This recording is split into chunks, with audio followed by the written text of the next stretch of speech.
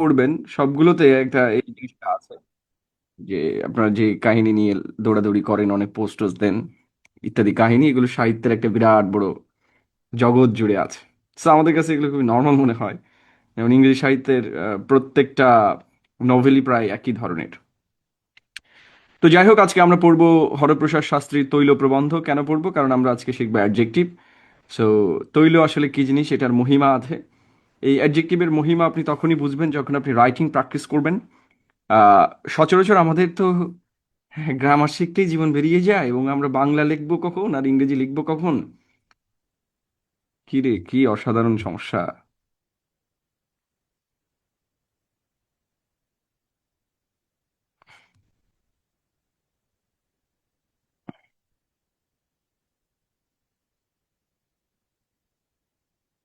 আর এখনো আমাদের তো বয়স আহ, বাড়েনি। আপনারা দেখবেন যে বাংলাদেশে 40 বছর বয়সী অনেক মানুষ লেখেন তরুণ বুদ্ধিজীবী। ঠিক আছে? সো এটার কারণ আছে। এটা অনেকে দেখেছেন কিনা আমি জানি না। আহ, তরুণ বুদ্ধিজীবী বলে একটা ডায়লগ তারা লেখেন, তরুণ লেখক কবি সাহিত্যিক এরকম। এটার কারণ আছে। কারণ হচ্ছে যে আহ, বাংলাদেশে যাদের বয়স 40 পারও হয়ে যায়, তাদের চিন্তা এবং তাদের আচার আচরণ শিশু লেভেল ক্রস করে না। মানে সাইকোলজিতে যেটা একটা আমরা মানসিক বয়স বলে চিন্তা করি। আপনার যে সাইকোলজি পড়েছেন, মেন্টাল এজ বলে একটা ফ্যাক্টর আছে। সো তাদের মেন্টাল এজ 40-এর পরে গিয়েও শিশু হিসেবে তারা কাউন্ট হয়। এই জন্য তারা নামের আগে লেখে ওই যে তরুণ বুদ্ধিজীবী, কারণ তাদের বয়স বাড়িয়ে আছে কিন্তু বুদ্ধি বাড়ে না। এই ক্লাসের কিছু লোক দাগাদাগি করেন, এই দৌড়াদৌড়ি করেন। সো আমাদের লেখার ক্ষেত্রে এই জিনিসটা আমরা খুব ভালো করেই দেখতে পাই। আমি ইউনিভার্সিটি খাতা দেখতেছি তো কান্না, আমি মনে হচ্ছে যে মাঝে মাঝে একটু কান্নাকাটি করলে ভালো লাগতো। কারণ পরীক্ষার আগে প্রশ্ন বলে দিছি যে দুইটা করে করে বলে দিছি, একটা পড়বে। তা কোনো স্টুডেন্ট আনসার করতে পারে না। মোস্ট অফ দি স্টুডেন্টস একেবারে খাতা ফাঁকাই রাখছে। সো এরা আবার গ্রাজুয়েট হয়ে আমাদের দেশে বলবে আমরা বেকার হচ্ছি, আমরা আনএমপ্লয়েড, সরকার আমাদের চাকরি দিচ্ছে না। ঠিক আছে? তো এইটাই হচ্ছে ব্যাপার। হ্যাঁ, মির্জা গালিবেরও একটা বিখ্যাত উক্তি আছে। এখানে গালিব একবার ডাংগুলি খেলতেছিল। আপনার গুলি খেলা বুঝেন? গত ক্লাসে পিডিএফ দেওয়া হয়নি মানে কি? পিডিএফ তো আগেই দিছি মনে হয়।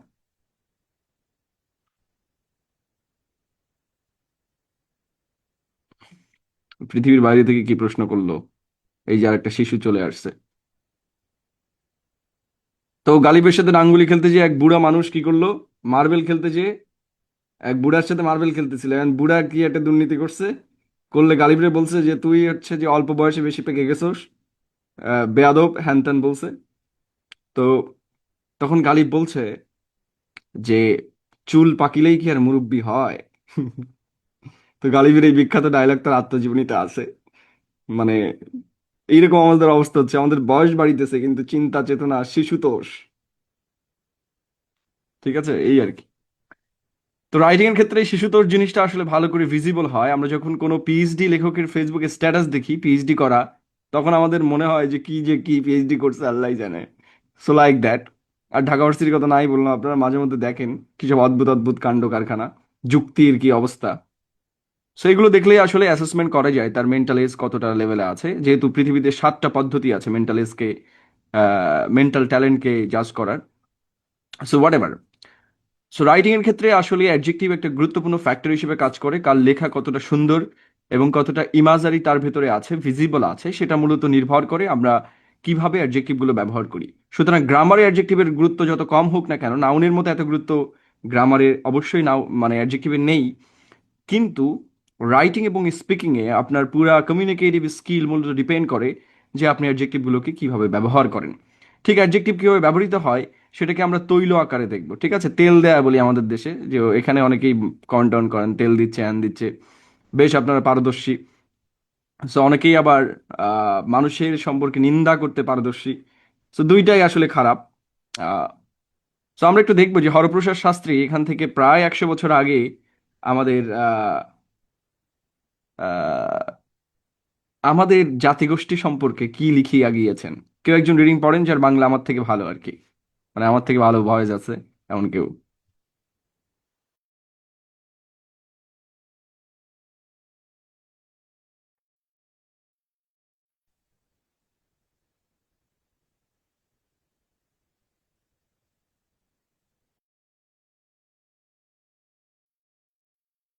ভাইয়া পড়ি। জি প্লিজ। তৈল যে কি পদার্থ তাহা সংস্কৃত কবিরা কতক বুঝিয়াছিলেন। তাহাদের মতে তৈলের অপর নাম স্নেহ। বাস্তবিক স্নেহ ও তৈল একই পদার্থ। আমি তোমায় স্নেহ করি, তুমি আমায় স্নেহ করো, অর্থাৎ আমরা পরস্পরকে তৈল দিয়া থাকি। স্নেহ কি? যাহা স্নিগ্ধ বা ঠান্ডা করে, তাহার নাম স্নেহ। তৈলের ন্যায় ঠান্ডা করে, ভয় লাগছে, তৈলের ন্যায় ঠান্ডা করতে আর কিসে পারে? সংস্কৃত কবিরা ঠিকই বুঝিয়াছিলেন, যেহেতু তাহারা সকল মনুষ্যকেই সমানরূপে স্নেহ করিতে বা তৈল প্রদান করিতে উপদেশ দিয়াছেন। বাস্তবিকই তৈল সর্বশক্তিমান। যাহা বলের অসাধ্য, যাহা বিদ্যার অসাধ্য, যাহা ধনের অসাধ্য, যাহা কৌশলের অসাধ্য, তাহা কেবল একমাত্র তৈল দ্বারা সিদ্ধ হইতে পারে। এতটুকুই দেখা যাচ্ছে। যে সর্বশক্তিময় তৈল ব্যবহার করিতে জানে, সে সর্বশক্তিমান। তাহার কাছে জগতের সকল কাজই সোজা। তাহার চাকরির জন্য ভাবিতে হয় না। উকিলিতে পশ উকিলিতে উকিলিতে পসার করিবার জন্য সময় নষ্ট করিতে হয় না। বিনা কাজে বসিয়া থাকিতে হয় না। কোনো কাজেই শিক্ষানবিশ থাকিতে হয় না। যে তৈল দিতে পারিবে, তাহার বিদ্যা না থাকিলেও সে প্রফেসর হইতে পারে, আহাম্মক হইলেও ম্যাজিস্ট্রেট হইতে পারে, সাহস না থাকিলেও সেনাপতি হইতে পারে, এবং দুর্লভ দুর্লভ রাম হইলেও উড়িষ্যার গভর্নর হইতে পারে। তৈলের মহিমা অতি অপরূপ। তৈল নহিলে জগতের কোনো কাজ সিদ্ধ হয় না। তৈল নহিলে কল চলে না, প্রদীপ জ্বলে না, ব্যঞ্জন সুস্বাদু হয় না, চেহারা খোলে না। হাজার গুণ থাকুক, তাহার পরিচয় পাওয়া যায় না। তৈল থাকিলে তাহার কিছুরই অভাব থাকে না। সর্বশক্তিময় তৈল নানা রূপে সমস্ত পৃথিবী ব্যক্ত করিয়া আছেন। তৈলের যে মূর্তিতে আমরা গুরুজনকে স্নিগ্ধ করি, তাহার নাম ভক্তি। যাহাতে গৃহিণীকে স্নিগ্ধ করি, তাহার নাম প্রণয়। যাহাতে প্রতিবেশীকে স্নিগ্ধ করি, তাহার নাম মৈত্রী। যাহা দ্বারা সমস্ত জগৎকে স্নিগ্ধ করি, তাহার নাম শিষ্টাচার ও সৌজন্য। ফিলো ফিলোনথ এটা কি ভাইয়া? ফিলোনথপি। ফিলন্থ্রফি, কিন্তু ওখানে রয়ের উচ্চারণ হয় না যেহেতু ব্রিটিশ ইংলিশ লিখছে ফিলন্থ্রফি। ও ফিলন্থপি। যাহা দ্বারা সাহেবকে স্নিগ্ধ করি, তাহার নাম লয়্যালটি। যাহা দ্বারা বড়লোককে স্নিগ্ধ করি, তাহার নাম নম্রতা বা মডেস্টি মডেস্টি। চাকর বাকর প্রভৃতিকেও আমরা তৈল দিয়ে থাকি, তাহার পরিবর্তে ভক্তি বা যত্ন পাই। অনেকের নিকট তৈল দ্বারা তৈল বাহির করি। ঠিক আছে, okay, thank you. Okay, thank you. So এটা প্রায় লেখা হয়েছে 100 বছর আগে। এখন কি এটার কোনো বিস্তার আমরা দেখতে পাচ্ছি না?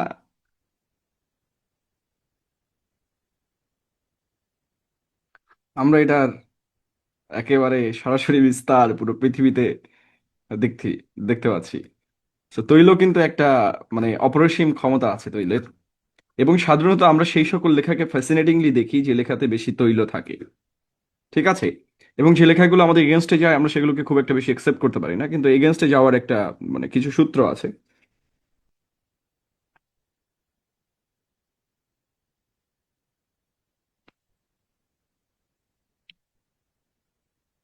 তৈল ভালো তৈলও দেওয়া যেতে পারে।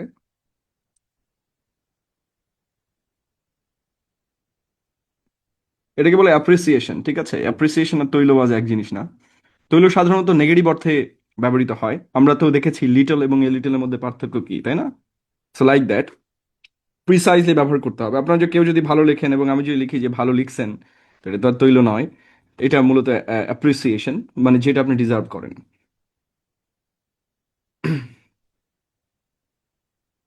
ঠিক আছে। সো আজকে আমাদের পড়ার বিষয় হচ্ছে তৈল। মানে সাধারণত আমরা যখন কোনো ওয়াজ মাহফিলের বক্তার দিকে তাকাই, তার যখন মাইকিং করে যে অমুক জায়গায় বক্তা আসছে, দেখবেন তাদের নামের আগে এত বেশি টাইটেল ব্যবহার করা হয় যে পরে নামটা আর খুঁজে পাওয়া যায় না। ঠিকই রাজনৈতিক অনুষ্ঠানে যদি কোনো বক্তা বক্তব্য দিতে ওঠেন, তাদের নামের আগে মানে কত যে টাইটেল, রাজপথের লড়াকু সৈনিক, তারপর হচ্ছে আরো কি কি যেন আছে, এটা আপনারা বলেন, আমি ভুলে যাই মাঝে মধ্যে, যেহেতু আমি রাজপথের লড়াকু সৈনিক না।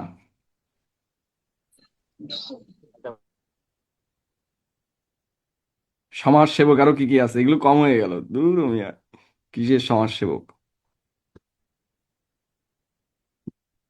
বারবার নির্যাতিত জনতার নেতা, গরিবের বন্ধু, বা বাবা। আরো বলেন শিক্ষা অনুরাগী, ওয়াও, জনদরদি, লাইক দ্যাট। পরে নামটা আর খুঁজে পাওয়া যায় না, এবং এটাই হচ্ছে সমস্যা। নাহিদ আহমেদ ভাই আমার মোটোটা বলেছেন, আমি হচ্ছে গরিবের দুশ্মন বড়লোকের বন্ধু। এটা সত্যি, কারণ আমি গরিবদের পছন্দ করি না। এটা হচ্ছে একটা কবিতা আছে, গরিবদের সাথে আমি মিশতে চাই না। কে যেন লিখছিল কবিতাটা, এই অর্থে বললাম আর কি। সো ঠিক আছে। সো লাইক দ্যাট, এই যে শব্দগুলো আমরা সাধারণত ব্যবহার করি, দেখেন, জনদরদি, তারপর হচ্ছে আহ দুশ্মন, শিক্ষা অনুরাগী, সবই কিন্তু অ্যাডজেক্টিভ, রাইট? মাস্টার মাইন্ড, হ্যাঁ, দেশে এখন সব মাস্টার মাইন্ড, তারপর হচ্ছে জনতার আহ প্রধানমন্ত্রী, আরো কত কি নাম আছে, মানে অদ্ভুত অদ্ভুত সব শব্দ এদের নামের আগে ব্যবহৃত হয়। এবং এই নামের আগে যেগুলো ব্যবহৃত হয় এগুলো হচ্ছে যে সবই এক ধরনের তৈল। কারণ একজন মানুষের আইডেন্টিটি হচ্ছে তার নেমটাই শুধু। এবং আপনাকে যদি আলাদা করে পরিচয় করিয়ে দিতে হয়, সেই অনুষ্ঠানে আপনার বক্তব্য দেওয়া উচিত নয়। এটা মনে রাখতে হবে। কোনো একটা অনুষ্ঠানে যদি আপনাকে আলাদা করে পরিচয় করিয়ে দিতে হয়, সেই অনুষ্ঠানে আপনাকে বক্তব্য দেওয়া উচিত নয়। হ্যাঁ, সেটা হতে পারে যে স্কুলের অনুষ্ঠান হলে ব্যাপারটা আলাদা, কিন্তু কোনো ফর্মাল অনুষ্ঠানে যদি আপনাকে পরিচয় করিয়ে দিতে হয়, তাহলে মনে করবেন যে you are not known to that place and don't, কোনো স্পিচ দেওয়ার দরকার নেই, don't speak. Okay. So adjective হলো এমন একটি শব্দ যা কোনো নাউন বা প্রোনাউনের সম্পর্কে অতিরিক্ত তথ্য দেয়, অর্থাৎ একটি বিশেষ্য, বাংলাও দিয়েছি, বা সর্বনামের বা একটা নাউন বা প্রোনাউনের দোষ গুণ। এটা নাউন বা প্রোনাউন পড়িয়ে আবার বাংলা দিয়েছি মাঝে মধ্যে, অনেক আগে লেখা শিট তো, সবই আগের স্টাইলে আছে। সো বইয়ে এগুলো ঠিক হয়ে যাবে। নাউন বা প্রোনাউনের দোষ গুণ অবস্থা সংখ্যা পরিমাণ বা মাত্রা নির্দেশ করে। এখন আমাদেরকে কিছু ব্যাপারে সতর্ক থাকতে হবে, যেহেতু আপনারা আমার স্টুডেন্ট, সুতরাং নর্মাল জিনিসপত্র পড়লে তো ভালো লাগবে না আমার। প্রোনাউন হচ্ছে quality, size, age, shape, colour, condition, quantity ইত্যাদি ডিসক্রাইব করে বা সীমিত করে। এই জিনিসটা একটু ভালো করে বুঝতে হবে।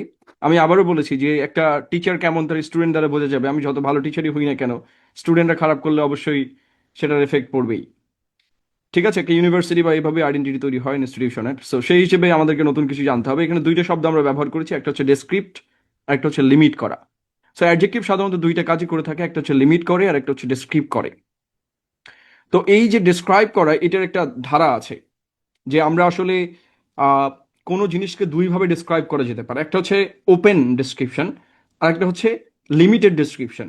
কিরকম আমি আগেও আলোচনা করে বলেছি যে আমরা যদি সকালে উঠে বলি যে it is a bright morning, খেয়াল করবেন, এটা জীবনে আপনি শোনেন নাই যে আপনারা প্রচুর ব্যবহার করেন, তৈল ব্যবহার করার রীতি আছে, যে যত ভালো তৈল ব্যবহার করতে পারে সে তত বেশি ডিপ্লোম্যাটিক। সো ধরেন আমি বললাম যে it is a bright morning, খেয়াল করবেন আমাদের ইংরেজি ভোকাবুলারি সম্পর্কে ধারণা খুবই কম। এটা তো সব জায়গায় আমি ফেস করি যে স্টুডেন্টরা গ্রামার জানলেও ভোকাবুলারিতে দুর্বল, ইউনিভার্সিটিতে যেটা হয়। আর আপনাদের তো এখন গ্রামার কোর্সই চলছে। So it is a bright morning. এখন ব্রাইট মানে হচ্ছে যে উজ্জ্বল সকাল, একটা ভালো উজ্জ্বল সকাল। এখন ধরেন ওই দিন হচ্ছে যে আপনার আহ, রাতে আপনি কোনো একটা প্রজেক্ট শেষ করেছেন, বা আপনি কোনো একটা অ্যাচিভমেন্ট করেছেন, সকালবেলা উঠে আপনাকে একটা টেক্সট পাঠিয়েছে যে আপনি এবছর আহ, নোবেল পুরস্কার পাচ্ছেন। ঠিক আছে, নীলক্ষেত থেকে আপনি নোবেল পুরস্কার পাচ্ছেন, ইউনুসের নোবেল পুরস্কারটা ফটোকপি করে আপনাকে দেওয়া হবে। সো আপনি হচ্ছে এটা শোনার পরে আপনার কিন্তু মনটা ভালো হয়ে গেছে। ফলে আপনার কাছে সকালটা ব্রাইট মনে হচ্ছে, যে আজকে সকালটা বেশ আনন্দ উজ্জ্বল। এই উজ্জ্বল মানে কিন্তু সূর্যের আলো বেশি আছে এমন বোঝাচ্ছে না। আমি কি বুঝাতে পেরেছি? যে কোনো উজ্জ্বলতা হতে পারে, যে আপনার জীবনে কিছু ঘটছে এই জন্য সকালটা আপনার কাছে ব্রাইট মনে হচ্ছে। যেমন আমি বলেছি যে লিটল বয়, এই লিটল বয় শব্দটার আসলে ওপেন টু ইন্টারপ্রিটেশন। কিভাবে ওপেন? দেখেন, আমরা যারা, মানে আমাদের মায়ের কাছে সবসময় ছেলেরা ছোটই থাকে। সো আমার টিচারদের কাছেও আমাকে এখন লিটল বয় বলে, but I am enough aged. তো তার মানে হচ্ছে যে I am aged enough. So আমার এখানে লিটল বলতে আসলে আদুরে অর্থে ব্যবহার করেছে। ঠিক আছে। সো লিটলের কোনো আলাদা করে সংজ্ঞা নেই। আমরা লিটল বলতে কি বয়সে ছোট চাইল্ড বোঝাচ্ছি, নাকি টডলার বোঝাচ্ছি, নাকি কোনো কিশোর ইয়াং বোঝাচ্ছি, ইয়থ বোঝাচ্ছি, কোনটা বোঝাচ্ছি এটা কিন্তু ক্লিয়ার না, কিন্তু আমরা অহরহ লিটল শব্দটা ব্যবহার করি। আমি কি বোঝাতে পারছি? তো ছেলেটা যদি আকারে ছোট হয় তাহলে লিটল হবে না, তখন স্মল লিখতে হবে। স্মল বলতে আকার আকৃতি বোঝায়, ঠিক আছে? স্মল বয় মানে যার আকারে ছোট। এখানে লিটল বলতে কিন্তু যে কেউ হতে পারে। ও মাই লিটল বয়। সো আপনারা দেখেন না ওই যে মেসির ক্ষেত্রে একটা বিখ্যাত কমেন্ট্রি আছে, a little boy from Rosario Argentina. So Messi কি লিটল বয় নাকি?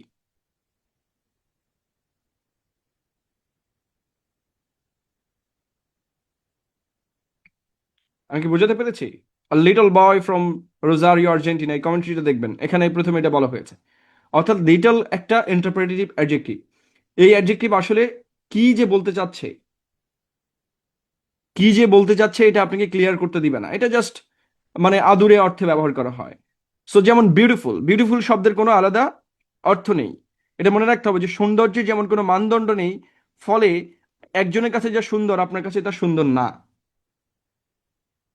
আর ইউ ক্লিয়ার? সো বিউটিফুল কখনোই একটা মানুষকে লিমিটেড করে না, বরং এটা ওপেন ডিসক্রিপশন করে। তাহলে বিউটিফুলের অনেক অর্থ আছে।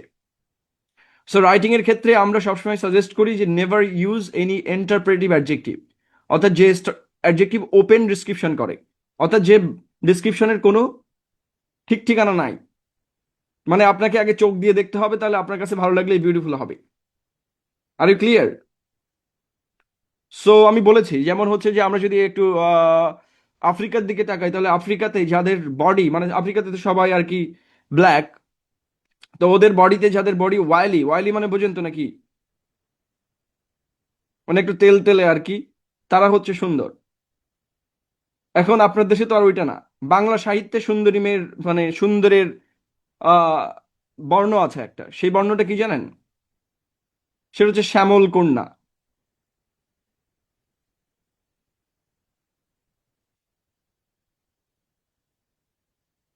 ঠিক আছে?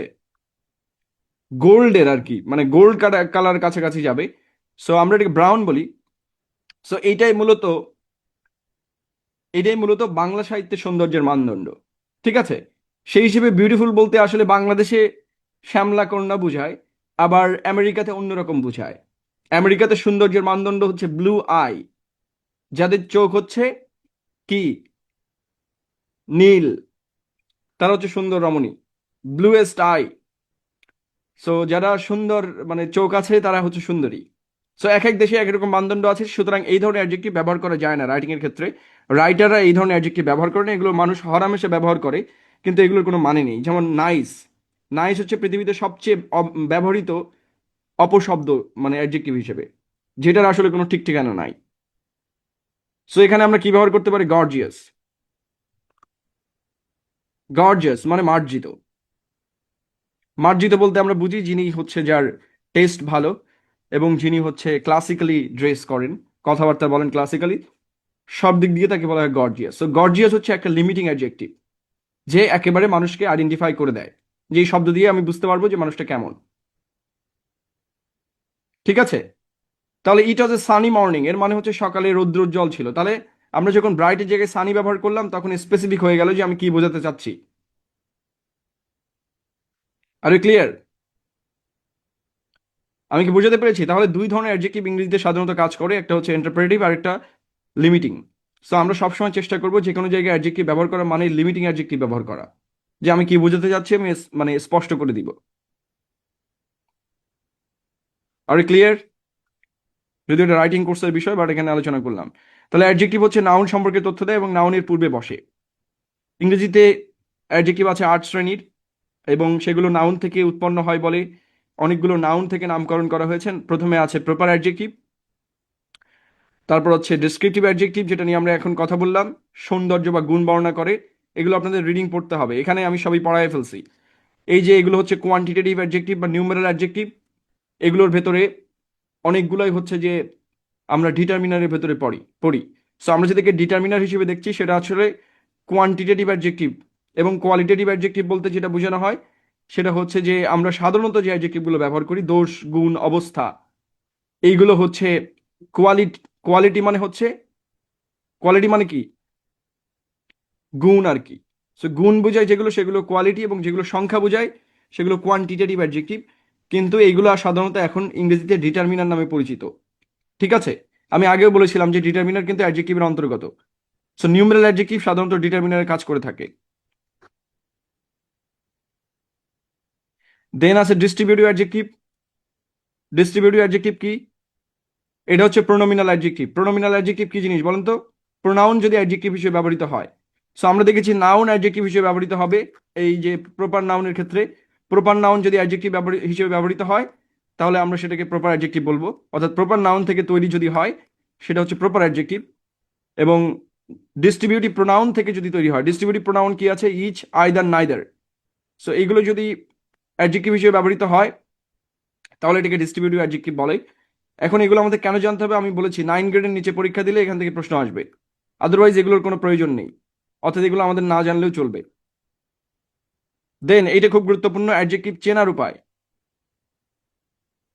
সাধারণত আমি অ্যাডজেক্টিভ চেনার উপায় বলে দিয়েছি। কোথায় থাকবে অ্যাডজেক্টিভ? অ্যাডজেক্টিভ কোথায় থাকবে? নাউনের পূর্বে বসবে। নাউনের পূর্বে এবং পরে বসতে পারে, বসে নাউনকে মডিফাই করবে। ঠিক আছে, অ্যাডজেক্টিভ সবসময় যে নাউনের আগে বসবে এরকম না, অ্যাডজেক্টিভ নাউনের পরেও বসতে পারে। সো সেটা অবশ্যই আমি এখানে মেনশন করি না, এটা পরে আমি মেনশন করে দিব। অর্থাৎ পরে বলতে শীটের পরের অংশে আমাদের দেয়া আছে, যেহেতু আমরা লেভেল অনুযায়ী সাজানো আছে, দ্যাটস ওয়াই। সো এগুলোর বাইরেও অ্যাডজেক্টিভ।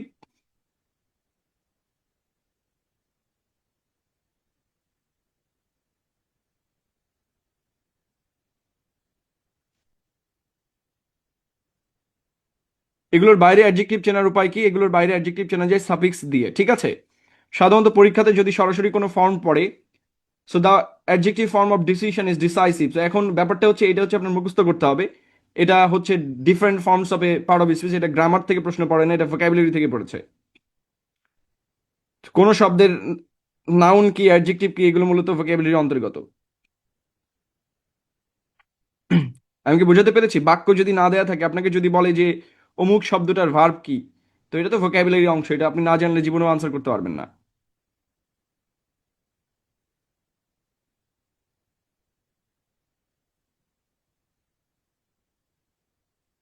ওকে, এখন অ্যাডজেক্টিভ চেনার কিছু উপায় আছে। যদি আমাদের নাউনের আগে বা পরে না বসে, চেনার উপায়টা কি? এই যে এই সাফিক্স গুলো থাকবে, ARY, ANT, AL, FUL, less, OUS, এগুলো থাকবে। যেমন ফেমাস, ডেঞ্জারাস, টেরিয়াস, প্রবাবল, এডিবল, ভিজিবল। ঠিক আছে, সো আমাদের এই তালিকাটা একবার পড়ে রাখতে হবে, কারণ এটা ইজ ভেরি ইম্পর্টেন্ট। পরীক্ষাতে এখান থেকে মাঝে মাঝে প্রশ্ন আসে।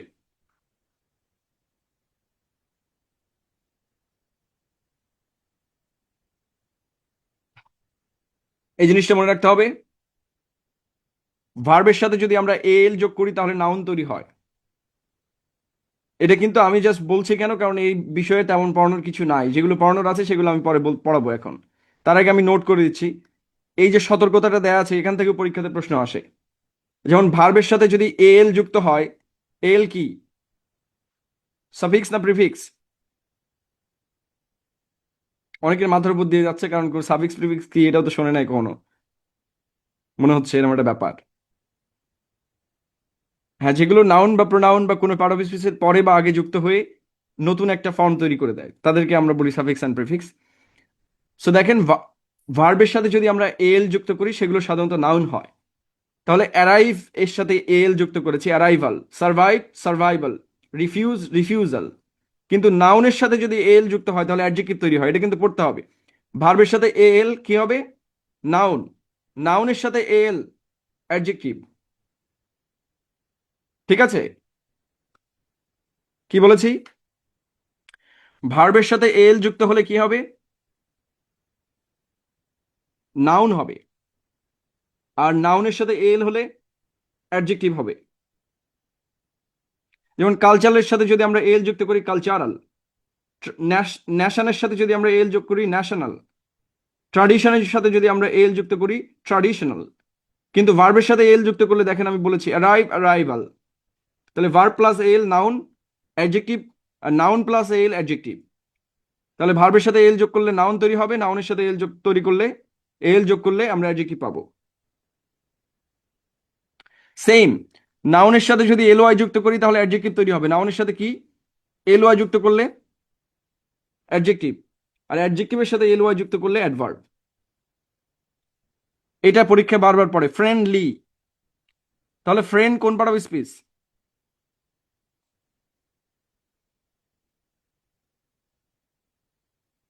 ফ্রেন্ড, ফ্রেন্ড নাকি অ্যাডজেক্টিভ? ফ্রেন্ড।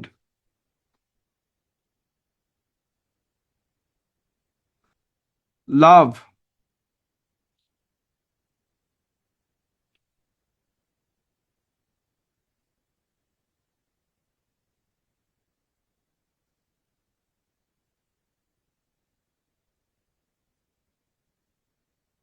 মাদার। দেখেন,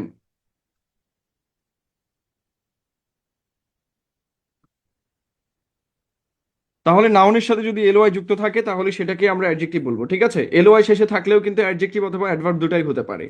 কিন্তু এলওয়াই যার সাথে যুক্ত হয়েছে সেই শব্দটা যদি নাউন হয় তাহলে ওটা অ্যাডজেক্টিভ, ওই শব্দটা যদি অ্যাডজেক্টিভ হয় তাহলে ওটা অ্যাডভার্ব।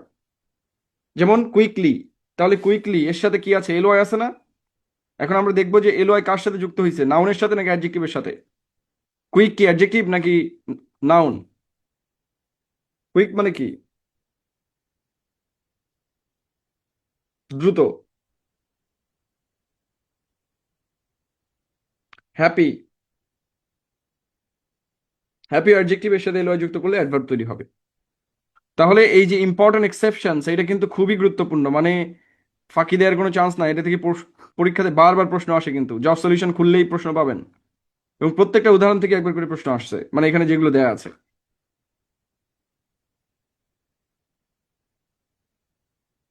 কিছু শব্দ যে অ্যাডভার্ব মনে হলেও আসলে অ্যাডজেক্টিভ, সেই শব্দগুলো কি কি? ফ্রেন্ড নাউন ফর্ম, অ্যাডজেক্টিভ হচ্ছে ফ্রেন্ডলি।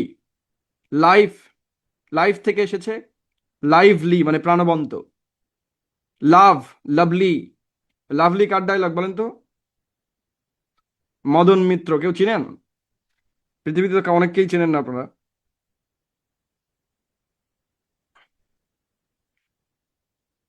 মদন মিত্রকে কেউ চিনেন? চিনেন না?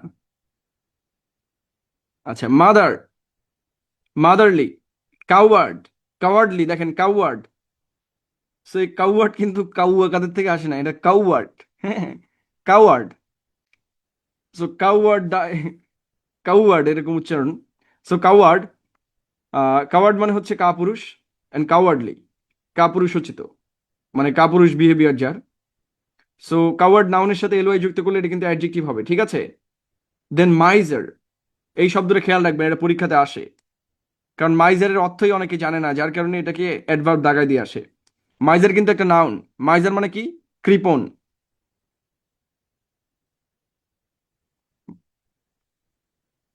ঠিক আছে?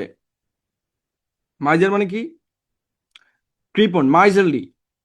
মাইজারলি হচ্ছে অ্যাডজেক্টিভ মাইজারের। নিগার্ড, নিগার্ড মানেও কৃপণ, কিন্তু আমরা এই শব্দটার সাথে তেমন একটা পরিচিত নই। সো নিগার্ডের সাথে এলওয়াই যুক্ত করলে নিগার্ডলি, যারা কৃপণতার সাথে কাজ করে।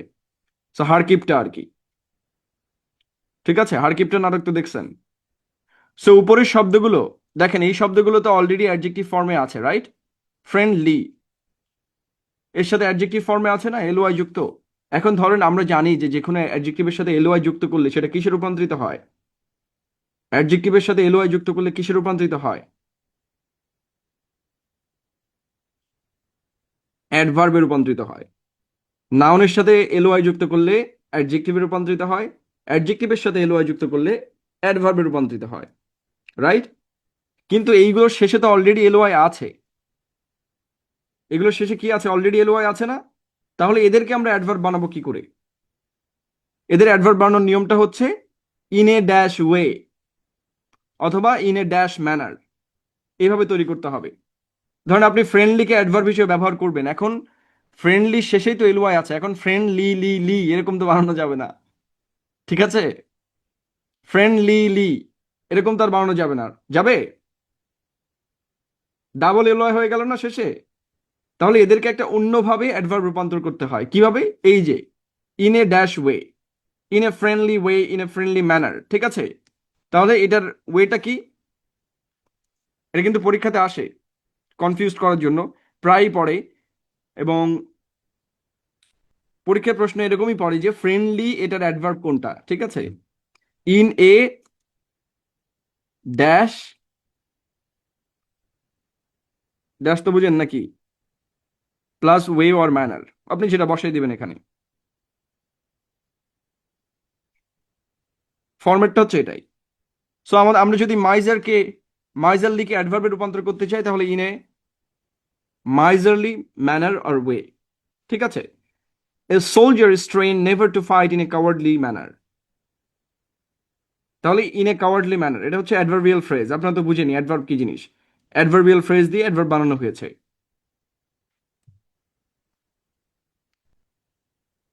হি smiled at me in a friendly way.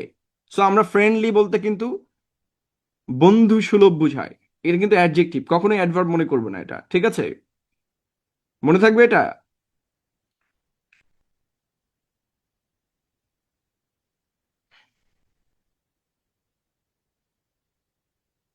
নাও এইটা হচ্ছে সবচেয়ে কঠিন নিয়মের একটা, কম্পাউন্ড অ্যাডজেক্টিভ। এখানে কিছু নিয়ম আমি বাদ দিয়ে দিয়েছি কারণ হাইপেন বসানোর নিয়ম আছে 17টি। সো আমি মাত্র একটা নিয়ম এখানে দিয়ে রাখছি। সো দেখেন, যখন দুই বা ততোধিক শব্দ একসাথে যুক্ত হয়ে একটি নাউনকে মডিফাই করে তাকে কম্পাউন্ড অ্যাডজেক্টিভ বলে। এগুলো সাধারণত হাইপেন দিয়ে লিখতে হয় যাতে অর্থ পরিষ্কার থাকে এবং বিভ্রান্তি না ঘটে। এইবার অনেকের মাথা নষ্ট হবে, খেয়াল করেন।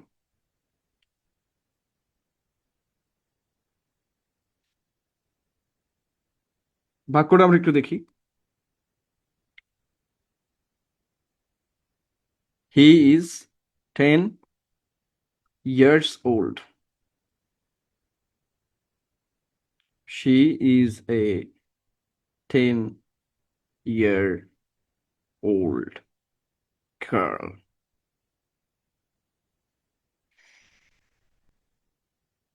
হুম। বলেন তো যে কোন পার্ট অফ স্পিচে শুধুমাত্র সিঙ্গুলার এবং প্লুরাল হতে পারে? কে শুধুমাত্র সিঙ্গুলার প্লুরাল হয়? এটা ব্রেন খাটাইতে হবে, এটা কিন্তু গুরুত্বপূর্ণ গ্রামার। আজকে যা যা শিখবেন সবই মাথার উপর দিয়ে যাওয়ার সম্ভাবনা আছে যদি আগের ক্লাস ফাঁকি দিয়ে থাকেন।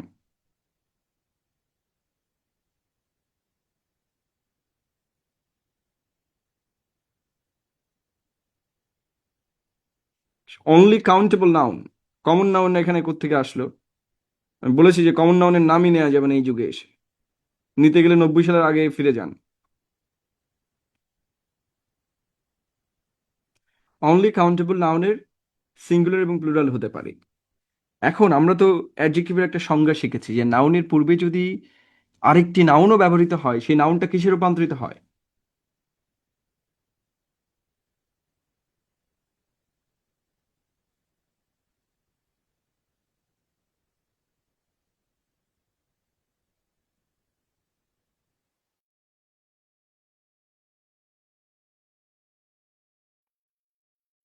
অ্যাডজেক্টিভে রূপান্তরিত হয়। এখন বলেন তো অ্যাডজেক্টিভের সিঙ্গুলার প্লুরাল হয় নাকি? গুড কি গুডস হয়? অ্যাডজেক্টিভের কোনো অনেস্ট কি অনেস্ট, অনেস্টের সাথে এস বাই এর যোগ হয় নাকি? হয় না। তার মানে কোনো নাউন যদি অ্যাডজেক্টিভে রূপান্তরিত হয় ওই নাউনকে আর কি করা যাবে না, প্লুরাল করা যাবে না। কথা ক্লিয়ার না ভেজাল আছে? ওই নাউনকে কি করা যাবে না, প্লুরাল করা যাবে না।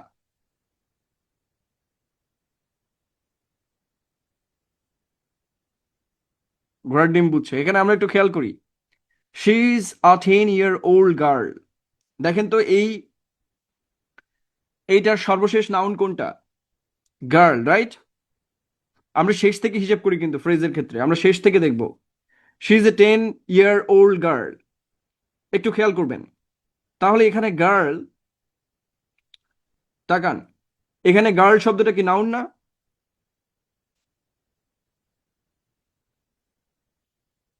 ইয়ার কোন part of speech?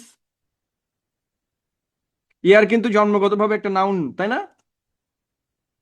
Yes or no? আরে আমরা তো উত্তরে দিয়ে ফেললাম। ইয়ার জন্মগতভাবে কি?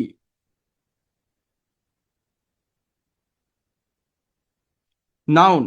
কিন্তু এখানে কিসের কাজ করছে, ইয়ার নাকি অ্যাডভার্ব? আচ্ছা, বুঝলাম না।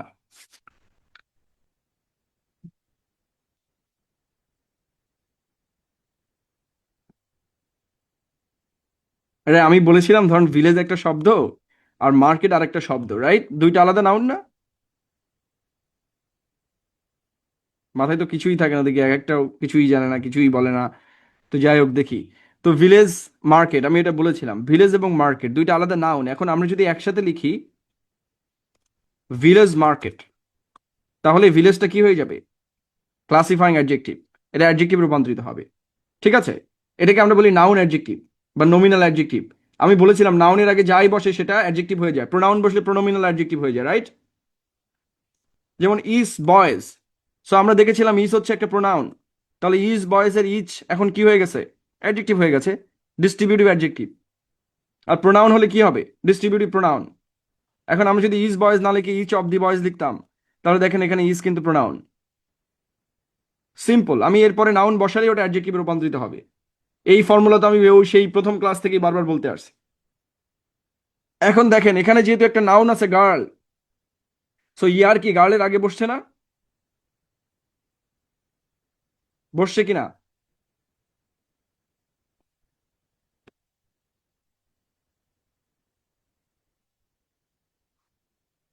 ইয়ার একটা নাউন গার্লের আগে বসছে, তাহলে ইয়ারটা এখন কিসে রূপান্তরিত হবে?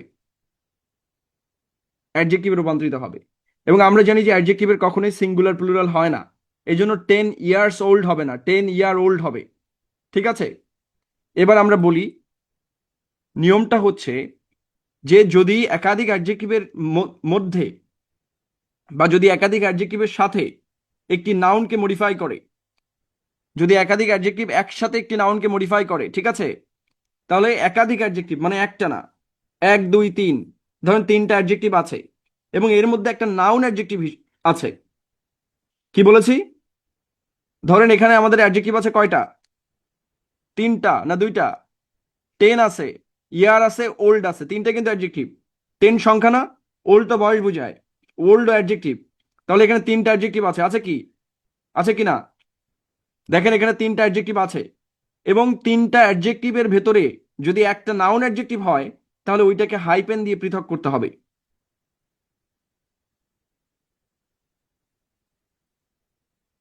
অনেক জায়গায় দেখবেন যে হাইপেনের নিয়ম দেয় নাই, বাট এটা হচ্ছে নিয়ম। কি বলেছি? যদি এক বাক্যে একের অধিক অ্যাডজেক্টিভ ব্যবহৃত হয় এবং সেই একের অধিক অ্যাডজেক্টিভের ভেতরে একটা নাউন অ্যাডজেক্টিভ থাকে, তাহলে নাউন অ্যাডজেক্টিভের আগে আমরা সবসময় দুই অ্যাডজেক্টিভকে পৃথক করার জন্য আমরা হাইপেন ব্যবহার করব। এখন এই ইয়ারের আগে একটা অ্যাডজেক্টিভ আছে, পরে একটা আছে, এই জন্য আগেও একটা হবে, পরেও একটা হবে।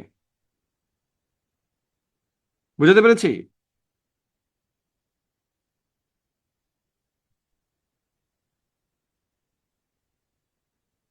Are you clear? তাহলে বলেছি যে একের অধিক অ্যাডজেক্টিভ যদি একসাথে ব্যবহৃত হয় এবং ওর মধ্যে একটা নাউন অ্যাডজেক্টিভ, অর্থাৎ একটা নাউন যদি অ্যাডজেক্টিভ হিসেবে ব্যবহৃত হয় অরিজিনাল অ্যাডজেক্টিভের ভেতরে, অরিজিনাল মানে কি, যেগুলো এমনিতেই অ্যাডজেক্টিভ, নর্মাল অ্যাডজেক্টিভ, ওর ভেতরে যদি একটা নাউন অ্যাডজেক্টিভ ঢোকে, তাহলে ওইটাকে আমরা কি দিয়ে পৃথক করব? একটা হাইপেন দিয়ে। এবং এই হাইপেনেটেড অংশ টোটালটা মিলেকে এটাকে বলে কম্পাউন্ড অ্যাডজেক্টিভ। কি বলে এটাকে? এই হাইপেন যুক্ত টোটাল অ্যাডজেক্টিভটাকে ইংরেজিতে বলে কম্পাউন্ড অ্যাডজেক্টিভ। আর এই নাউনটা, এই টোটাল জিনিসটা মিলে হচ্ছে কম্পাউন্ড নাউন। না দিলে বাক্য ভুল হয়ে যাবে, সমস্যা হবে, মানে গুরুতর সমস্যা। পাঞ্চুয়েশন তো গ্রামারের একটা অন্যতম বিষয়, এটা তো গ্রামারেরই অংশ।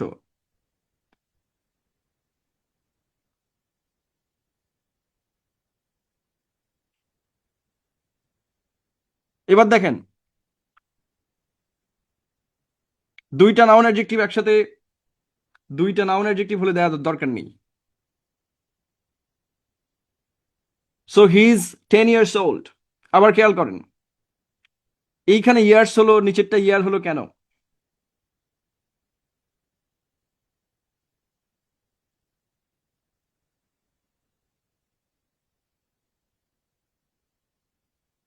বলেন। হি ইজ 10 ইয়ার্স ওল্ড, এই 10 ইয়ার্স ওল্ডের মধ্যে নাউন কোনটা বলেন তো?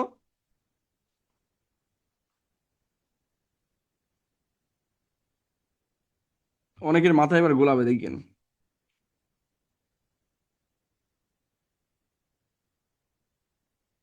ইয়ার নিজেই নাউন।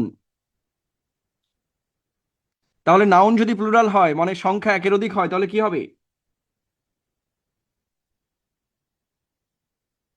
প্লুরাল হবে, রাইট?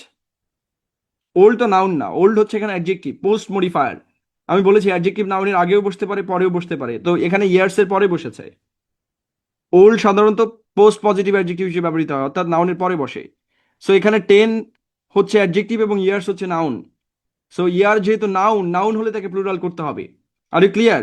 তাহলে she is a 10 year old girl but she is 10 years old। অর্থাৎ ইয়ারের সাথে তখন এস যুক্ত হবে, কারণ হচ্ছে এখানে ইয়ার হচ্ছে একটা নাউন। তাহলে আমরা এটা মনে রাখবো, যদি কোনো নাউন অ্যাডজেক্টিভ হিসেবে ব্যবহৃত হয় ওই নাউনের সাথে এস বাই এর যোগ হওয়ার কোনো প্রশ্নই উঠবে না। Are you clear? এটুকু মনে রাখলে হবে। এখানে আমরা দেখেছি যে ইয়ারের দুই পাশে দুইটা অ্যাডজেক্টিভ বসেছে, রাইট? এই জন্য কিন্তু আমরা ডাবল হাইপেন ব্যবহার করেছি। কিন্তু যদি একটা একটা অ্যাডজেক্টিভ থাকতো, অর্থাৎ ওল্ডটা না থাকতো, তাহলে কি হতো? তাহলে এরকম হতো, ঠিক আছে? তখন কিন্তু আর দুইটা বসতো না, তখন একটাই বসতো। কিভাবে আমরা একটু দেখি।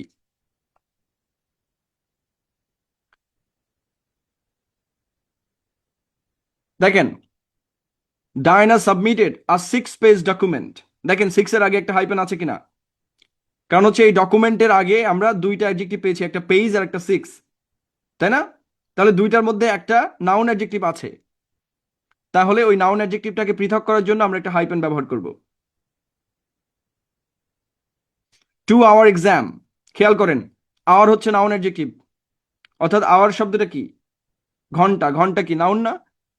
সো আওয়ার হচ্ছে নাউন, এখানে অ্যাডজেক্টিভ হিসেবে ব্যবহৃত হয়েছে কেন? পরে এক্সাম আছে তাই। তাহলে এক্সামের আগে যদি আমরা আওয়ার ব্যবহার করি, তাহলে এক্সামও একটা নাউন, আওয়ারও একটা নাউন, তাহলে আগের নাউনটা অ্যাডজেক্টিভ হয়ে গেল।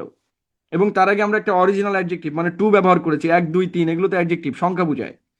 এই জন্য এটাকে আমরা হাইপেন দিয়ে পৃথক করেছি। নিয়মটা কি মনে থাকবে?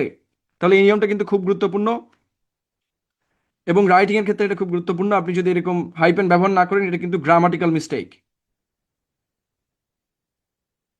এবং এই হাইপের যুক্ত সমস্ত অ্যাডজেক্টিভ গুলোকে একসাথে বলা হয় কম্পাউন্ড অ্যাডজেক্টিভ, ঠিক আছে? মানে অনেকগুলো মিলে একটা অ্যাডজেক্টিভের কাজ করছে, এরকমই বুঝায়। কঠিন? এইটা ছাড়াও আরো কিছু, রাইট? এই জন্য 10 মিনিটস স্কুল হয়নি, 10 মিনিট স্কুল হয়েছে, রাইট? এখন ওটা ওয়েবসাইট, যেহেতু ওরা হাইপেনটা ব্যবহার করে না, ঠিক আছে? ওয়েবসাইটে তো আর হাইপেন ইউজ করা যায় না। সো 10 মিনিট স্কুল করে দিছে, এখানে হাইপেন ড্রপ আউট করেছে। সেটাও করা যায়, সাধারণত ড্রপ আউট করা যায়, কিন্তু আপনারা কেউ করবেন না, ফর্মাল ইংলিশে ড্রপ আউট করা যায় না। এবং এটার বাইরেও আরো নানাভাবে কম্পাউন্ড অ্যাডজেক্টিভ তৈরি হয়, যেমন অ্যাডভার্বের সাথে যদি আমরা পার্টিসিপল যুক্ত করি তাহলে সেটাও আমাদের কম্পাউন্ড অ্যাডজেক্টিভ হতে পারে। এবং এগুলো বেশি না আর কি, কম। কম মানে কি ফিক্সড, ঠিক আছে? এ থাকলে আওয়ার্স হবে কি করে? এ থাকলে তো অলরেডি বোঝাই যাচ্ছে অ্যান আওয়ার হবে, রাইট? মানে এটা তো প্রশ্নের মধ্যেই পড়লো না। আমরা তো আগেই আলাপ করেছি যে এ এন কোথায় বসে, সিঙ্গুলার কাউন্টেবল নাউন রাখে, তো অ্যান আওয়ার্স লিখতে চান আপনি? বুঝলাম না, হাউ কাম?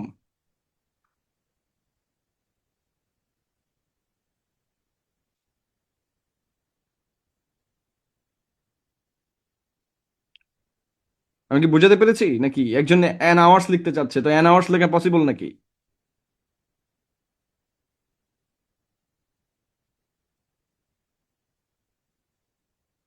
আচ্ছা, বলছে যে এ না থাকলে কি আওয়ার আওয়ার্স হবে কিনা? তো টু থাকলে 2 আওয়ার্স হবে নাকি 2 আওয়ার হবে?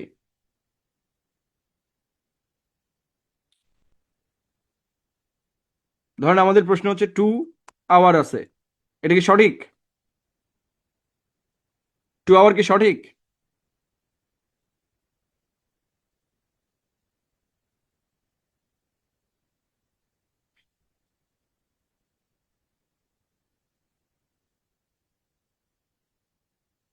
এই যে দেখেন আরেকটা প্রশ্ন দেখেন, ইংরেজি না বুঝলে যেটা হয়। So 15 minutes to go or 15 minutes to go, দেখেন এখানে যে 15 মিনিটস আছে এরপরে কোনো নাউন আছে নাকি? এই যে 15 মিনিটের পরে কি কোনো নাউন আছে? আলাদা কোনো নাউন আছে? তাহলে 15 মিনিট তো নিজেই নাউন, তো এই জন্য 15 মিনিটস হবে, সিম্পল। এরপরে তো একটা নাউন হইতে হবে, যেমন 2 আওয়ার, সো এটা 2 আওয়ার্স হবে। এখন আমি যদি বলি 2 ঘন্টার মুভি, তাহলে 2 আওয়ার, আওয়ার্স হবে না, তখন 2 আওয়ার মুভি। এবং এটার আগে আমরা একটা হাইপেন ব্যবহার করব। এই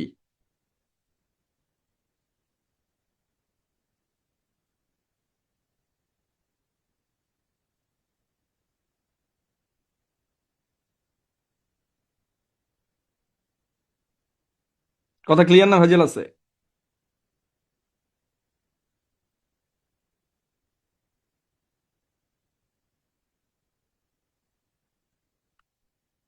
এবার দেখেন, আপনার এই 15 মিনিটসটা আমরা ব্রেক দেই কত, দেখেন, 15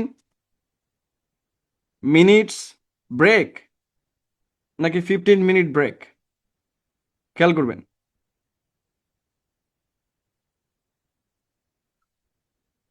কোনটা হবে?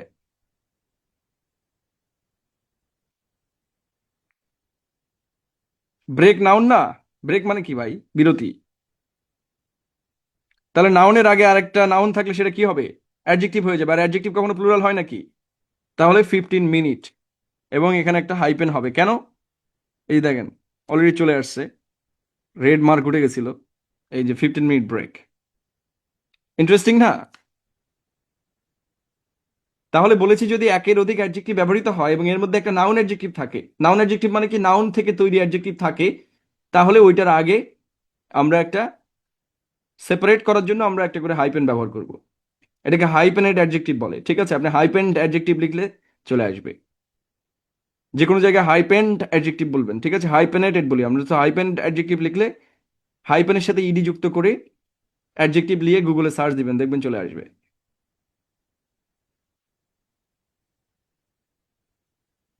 সো আমি মাঝে মাঝে দেখতাম যখন 10 মিনিট স্কুল প্রথম প্রতিষ্ঠিত হয়েছে, তো 10 মিনিট স্কুলের অনেক স্টুডেন্ট পোস্ট করতো যে 10 মিনিটস হবে, এটা মিনিট কেন লিখছে, গ্রামাটিক্যাল মিস্টেক। কে যেন একবার দিছিল, এক বড় ফিলেজ সেলিব্রিটি একবার পোস্ট করছিল এটা, তো হাহা দিতে দিতে লোকজন ভর্তি করে ফেলছে। মানে যারা গ্রামার পড়ায় তারা তো বুঝছে বিষয়টা কি।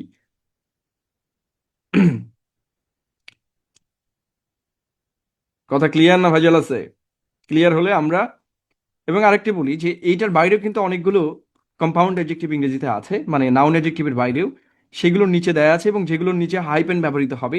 আমরা সাধারণত যারা ইংরেজি পড়ি তারা বুঝতে পারবো, তাদের এইগুলোর সাথে পরিচয় আছে, যেমন রেডিমেড, এগুলো আলাদা আলাদাভাবে তৈরি করা হয় এবং এই তৈরিগুলো আমি এখানে দিয়েছি। এগুলো কিন্তু এক্সেপশনাল। এক্সেপশনাল মানে কি?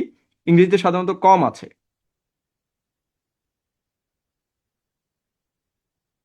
ওকে, ইংরেজিতে যেহেতু এটা কম আছে, সুতরাং আমাদের রিডিং পড়ে রাখতে হবে।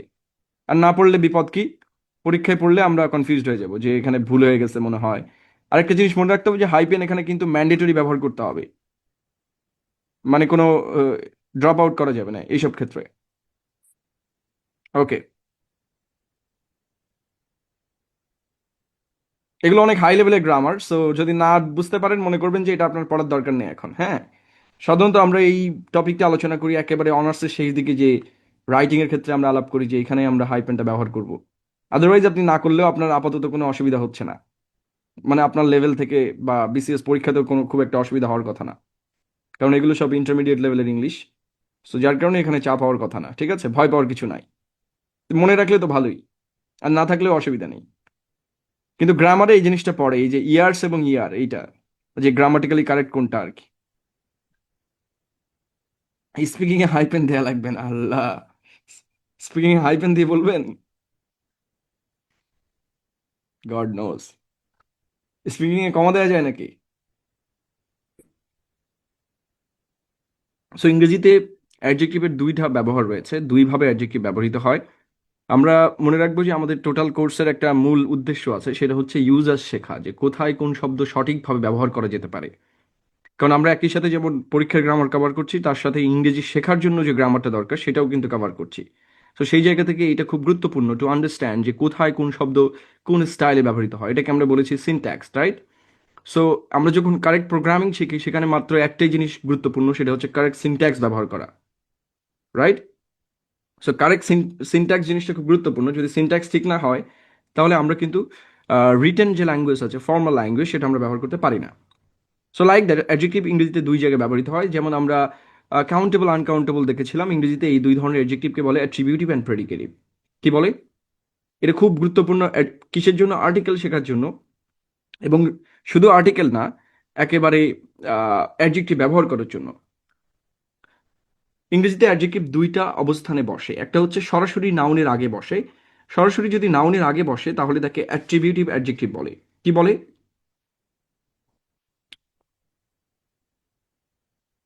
Attributive adjective. কি বলে এটাকে? অ্যাডজেক্টিভ যখন নাউনের ঠিক আগে বসে বা পরে বসে,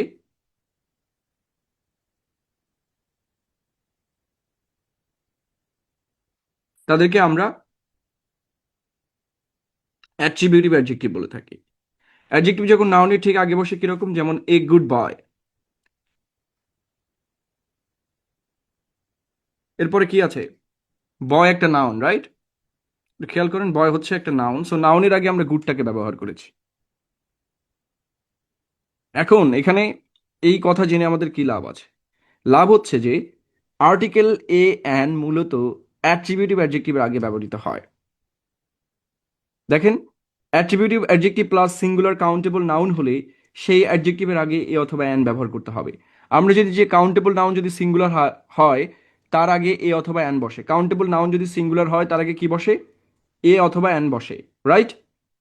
এখন আমরা একটু ভালো করে খেয়ালটা করব। দেখেন, ইংরেজিতে নিয়ম আছে একটা, হি ইজ গুড বয়। একটু খেয়াল করেন, আমরা যদি বয় নাউনটার দিকে তাকাই তাহলে বয় কি সিঙ্গুলার কাউন্টেবল নাউন না? Yes or no? যে বয়কে গোনা যায় এবং এটা কি করা যায়? বয়কে গোনা যায় এবং এটা হচ্ছে সিঙ্গুলারে আছে। তাহলে কাউন্টেবল নাউন সিঙ্গুলার হলে তার আগে কি বসে? ম্যান্ডেটরি কি বসে? কম্পালসারি। আমরা যেখানে কাউন্টেবল নাউন সিঙ্গুলার দেখবো কি ব্যবহার করব? এ অথবা an. Am I right or not?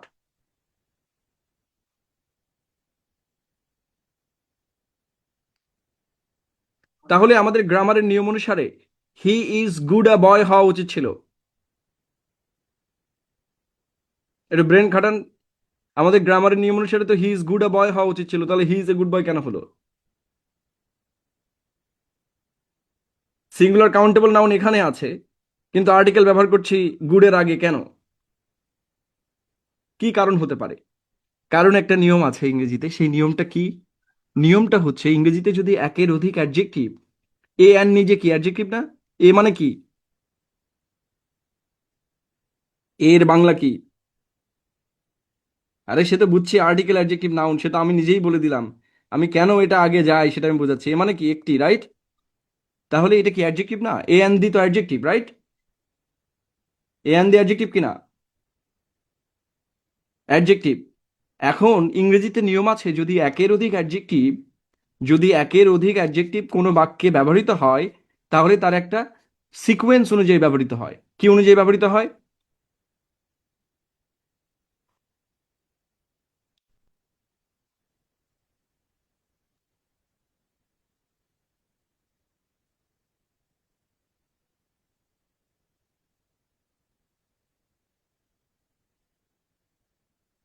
Sequence অনুযায়ী ব্যবহৃত হয়, অর্থাৎ কোনটা আগে এবং কোনটা পরে বসবে তার ধারাবাহিকভাবে ব্যবহৃত হয়। যেভাবে আমরা দেখেছিলাম, যদি পার্সোনাল প্রোনাউন ব্যবহৃত হয় তাহলে তার একটা সিকোয়েন্স আছে, তাই না? এক দুই তিন, বা এক তিন দুই, নাকি এক, তারপর হচ্ছে এক, এক দুই তিন একটা, আর একটা কি, one three, three two one, নাকি এক দুই তিন, two three one, two three one, three two one হয় নাকি? এই যে সব ভুলে খাইছে।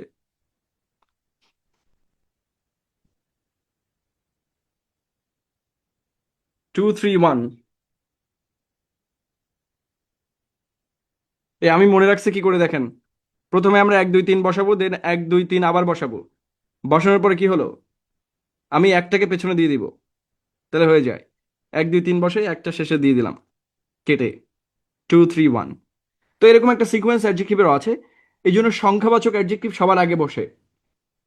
মনে রাখতে হবে, যদি একই বাক্যে অনেকগুলো অ্যাডজেক্টিভ থাকে তাহলে ক্রম অনুসারে, অর্থাৎ অ্যাডজেক্টিভের নিয়ম অনুসারে, ধারাবাহিকতা অনুসারে সবার আগে বসবে আর্টিকেল।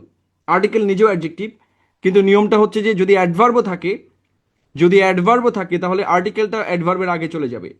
তাহলে আর্টিকেলের নিয়ম কি? আর্টিকেলের নিয়ম হচ্ছে যে যদি এক বাক্যে 50টা অ্যাডজেক্টিভ থাকে এবং তার মধ্যে একটা আর্টিকেল থাকে, তাহলে আর্টিকেলটা কি বসবে? সবার আগে বসবে। তাহলে গুড একটা অ্যাডজেক্টিভ, আর্টিকেল নিজেও একটা অ্যাডজেক্টিভ, তাহলে আর্টিকেলটা কোথায় চলে যাবে? অ্যাডজেক্টিভের আগে। আমি কি বুঝাতে পেরেছি? কিন্তু ও আসলে বসার জায়গাটা কোথায়? ওর মূল জায়গাটা কোথায় ছিল? বয়ের আগে কিন্তু। তাহলে আর্টিকেলটা এই বয় অনুসারে বসছে, আর্টিকেলটা কিন্তু গুড অনুসারে বসছে না। আর্টিকেল বসছে বয়ের কারণে। আর এ নাকি অ্যান হবে সেটা নির্ভর করবে কিসের উপরে? এর পরে যে শব্দটা আছে এই শব্দটার উচ্চারণ দিয়ে, রাইট? কিন্তু বসছে কার কারণে? এটা খুব গুরুত্বপূর্ণ। গুডের কারণে কিন্তু বসছে না, বসছে হচ্ছে বয়টার কারণে। এই বয় যে নাউন, এটার আগেই কিন্তু এই আর্টিকেলটা বসছে, এটা অনুসারেই বসছে। কিন্তু এই বসার জায়গাটা এখানে হবে না কেন? কারণ ক্রম অনুসারে, অর্থাৎ সিনট্যাক্সের নিয়ম অনুসারে আর্টিকেলটা সব সময় সবার আগে বসবে। অর্থাৎ অ্যাডজেক্টিভ যতগুলো থাকবে 50টা থাকলে 50টার আগে যেয়ে বসবে। অর্থাৎ একই বাক্যে যদি 50টা অ্যাডজেক্টিভ আমরা সোজা ব্যবহার করি, যদিও সম্ভব না, কথার কথা আর কি, সেই 50টার আগে যেও বসবে। যদি 100 থাকে 100-র আগে যেয়ে বসবে। কথা ক্লিয়ার না? ভেজাল আছে? তাহলে দেখেন he lives a comfortable life, তাহলে আর্টিকেলটা আসলে কোথায় বসছে? এই লাইফ অনুসারে, ম্যান অনুসারে। এই ম্যান যদি মেন হতো তাহলে আর্টিকেল বসতো? বসতো কিনা? বসতো না। দে আর অনেস্ট মেন, তখন কিন্তু বসতো না। কারণ আমরা এই নাউন অনুসারে, মূলত এই সিঙ্গুলার কাউন্টেবল নাউন অনুসারেই মূলত আর্টিকেলটা বসছে। ঠিক আছে? তাহলে অ্যাডজেক্টিভের পরে যদি সিঙ্গুলার কাউন্টেবল নাউন থাকে তাহলে অ্যাডজেক্টিভের আগে এন বসবে। বসাতেই হবে বলে দিয়েছি। আমি কি বোঝাতে পেরেছি? কঠিন কিছু না, কিন্তু একই কথা। যে সিঙ্গুলার কাউন্টেবল নাউনের আগে এ অ্যান বসে, এখন ওই নাউনটার আগে যদি একটা অ্যাডজেক্টিভ চলে আসে তাহলে এ অ্যানটা অ্যাডজেক্টিভের আগে চলে যাবে। অ্যান্ড দ্বিতীয় নিয়মটা হচ্ছে যে অ্যাডজেক্টিভ এবং নাউনের মাঝখানে সাধারণত সাধারণত কোনো কি বসে না, আর্টিকেল বসে না। এটা কিন্তু ইন্টারমিডিয়েট গ্রামারে আছে। অর্থাৎ এইচএসসিতে যে আর্টিকেল পড়ে সেখানে এখান থেকে 3টা করে কোশ্চেন করা হয়। 3টা ক্রস বসবে, তার মধ্যে একটা ক্রস, 2টা ক্রস এখান থেকে হবে। কোথাও যদি অ্যাডজেক্টিভ থাকে এবং নাউন থাকে এর মাঝখানে কোনো আর্টিকেল বসে না। কখন বসে না? সাধারণত। সাধারণত অ্যাডজেক্টিভ এবং নাউনের মাঝখানে কখনো আর্টিকেল বসবে না। আবারও বলছি, নিয়মটা একটু কঠিন হতে পারে কিন্তু না। ফিশ নিজে প্লুরাল, তাই ফিশের আগে না বসালেও চলবে। ফিশ নিজে প্লুরাল না? আপনি কি পড়েন নাই আগে sheet, mister Raihan?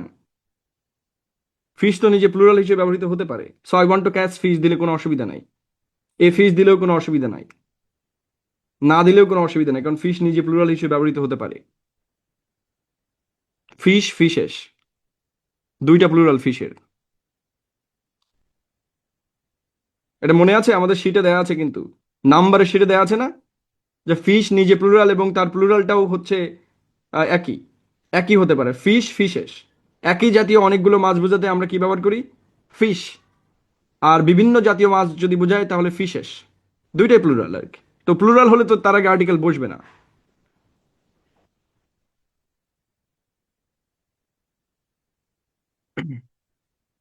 Right, right, এই তো। এটা কিন্তু পরীক্ষায় পড়েছে নানা সময়। আপনি এটা আর এক জায়গায় আছে। আমি একটা বইয়ের কথা বলেছিলাম, কমন মিস্টেকস ইন ইংলিশ, টিজ এ ফেটেক ডিজের বই।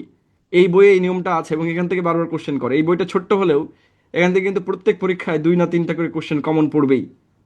তো ওটা আলাদা কেনা কেনা লাগবে না, কারণ আমি ওই বইয়ে যা যা আছে তো তা আমার শিটে তো অবশ্যই থাকবে। ওটা তো একটা বেসিক বই আর কি। What ever. তাহলে আমি কি বলেছি? যে অ্যাডজেক্টিভ আর নাউনের মাঝখানে কখনো কি বসবে না? আর্টিকেল বসবে না। যেমন আ student can hope to make good a result, হবে হি ইজ গুড আ বয়, আমরা লিখতে পারবো? কখনো দেখছি আমরা হি ইজ গুড আ বয় এরকম কোনো বাক্য দেখছি? হি ইজ গুড আ বয়, খেয়াল করবেন। তাহলে নিয়মটা কি? অ্যাডজেক্টিভ আর নাউনের মাঝখানে যদি গ্যাপ থাকে তাহলে সেখানে কি বসবে? ক্রস। কি বসবে? ক্রস। ক্রস বসবে, রাইট? অর্থাৎ এখানে কোনো আর্টিকেল আমরা ব্যবহার করব না। কিন্তু কিন্তু আছে। এই নিয়ম থাকা মানেই একটা বিপদ। নিয়ম আছে মানে তার একটা ব্যতিক্রম আছে। অ্যাডজেক্টিভ ও নাউনের মাঝখানে সাধারণত কোনো আর্টিকেল বসে না। এটা কি? এইচএসসির জন্য। এইচএসসিতে এই নিয়ম আছে। একটা করে অ্যাডজেক্টিভ দেওয়া থাকে, একটা নাউন দেওয়া থাকে, মাঝখানে গ্যাপ দেওয়া থাকে যেখানে আর্টিকেল বসান। তাহলে আপনি যদি সাধারণত অ্যাডজেক্টিভ এবং নাউনের মাঝখানে গ্যাপ দেখেন তাহলে ক্রস চিহ্ন বসাতে হবে, কিন্তু আছে। তাহলে সাধারণ নিয়মটা কি, অ্যাডজেক্টিভ আর নাউনের মাঝখানে কোনো আর্টিকেল বসবে না। কিন্তু অ্যাডজেক্টিভটি যদি quite, many, such, merely, rather, what এইগুলো হয়, তাহলে মানে আর্টিকেলটি নাউন এবং অ্যাডজেক্টিভের মাঝখানে বসবে। আবারও দেখেন, বিষয়টা কঠিন মনে হতে পারে। বলেছি যে অ্যাডজেক্টিভ এবং নাউনের মাঝখানে আর্টিকেল বসে না, কখনোই বসে না। সেটা কোন অর্থে, সাধারণত মানে জেনারেল সেন্সে। কিন্তু একটা বিশেষ নিয়ম আছে, যে অ্যাডজেক্টিভগুলা যদি many, such, quite, merely, rather, what এইগুলা হয়, তাহলে তখন উল্টা হবে, অ্যাডজেক্টিভ এবং নাউনের মাঝখানে আর্টিকেলটা বসবে। এখন একটা কাহিনী মনে রাখতে হবে। কাহিনীটা কি, যে আর্টিকেল এ এন বসানোর প্রধান সূত্র কি, যে নাউনটি অবশ্যই সিঙ্গুলার কাউন্টেবল নাউন হতে হবে। অনেকেই পরীক্ষায় মাথা নষ্ট হবে, যেমন কিরকম নষ্ট হবে দেখেন, পরীক্ষাতে আপনাকে কোশ্চেন দিবে, এই যে আমি রুল শেখাচ্ছি, মেনি, মেন, কেইম। এখন ধরেন মেনির পরে এখানে গ্যাপ আছে, এখন আমি নিয়ম দিছি যে মেনির পরে একটা করে আর্টিকেল ব্যবহার করা যাবে, আমি বলেছি আর্টিকেল ব্যবহার করা যাবে। এখন তো মেন, অনেকে এটা জেনে কি করবে, মেনিয়ে মেন লিখে আসবে, তাই না? আমি যেহেতু বলেছি যে মেনির পরে আর্টিকেল ব্যবহার করা যায়, তো তার মানে সব জায়গায় যাবে।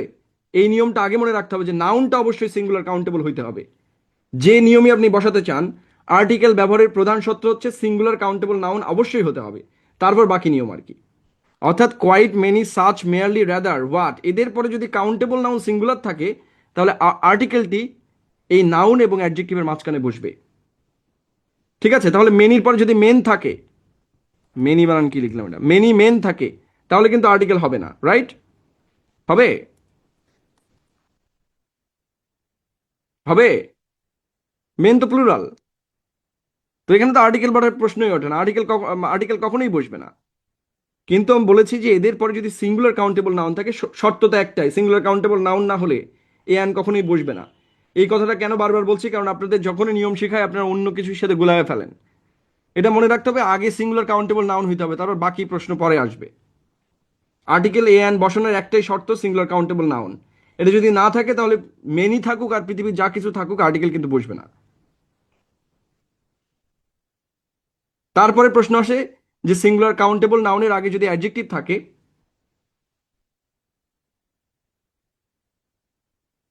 এখানে তো হাউ নাই, হাউ এর নিয়ম তো নিচে দেয়া আছে। তাহলে বলেছি যে কোয়াইট, মেনি, সাচ, মেয়ারলি। তাহলে প্রথম নিয়মটা কি বলেছি, সিঙ্গুলার কাউন্টেবল নাউনের আগে, আরে ভাই এত বোঝে কেন এরা, আগে আমাকে বুঝাতে চান। আমি বলেছি যে সিঙ্গুলার কাউন্টেবল নাউনের আগে কি বসবে, এ অ্যান বসবে, রাইট? সিঙ্গুলার কাউন্টেবল নাউনের আগে, সিম্পল করে দেই, সিঙ্গুলার কাউন্টেবল নাউন কি হবে, a an. A plus a or an plus singular countable noun, a or an plus adjective plus singular countable noun.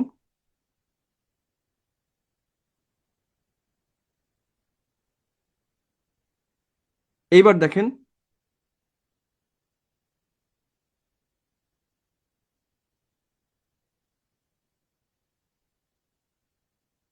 Plus a or an, অর্থাৎ good a boy হয়নি কিন্তু many a বয় হবে। Interesting না? উল্টা, singular countable noun.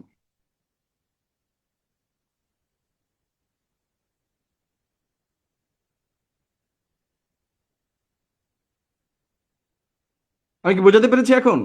তাহলে আমরা এই যে দ্বিতীয় নিয়ম অনুসারে দেখেন, দ্বিতীয় নিয়মে কি বলা হয়েছে, a an plus adjective plus singular countable noun. এখন কোয়াইট, মেনি, সাচ এগুলো তো অ্যাডজেক্টিভ। যেমন আমরা উদাহরণটা আবার দেখি, he is a boy, he is a good বয়।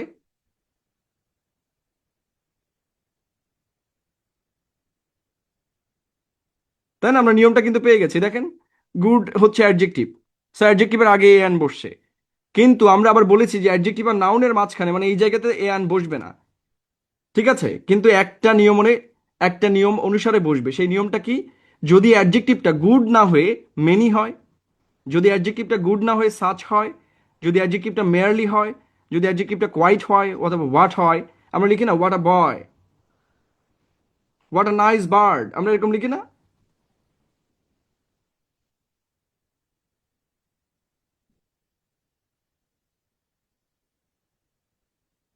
তাহলে এদের পরে তখন এয়ানটা বসবে, এটাই হচ্ছে নিয়ম। যেমন many a man was present, many a good man has been destroyed by drink. So এদের পরেই আর্টিকেলটা বসবে, একদম এদের পরপরই বসবে।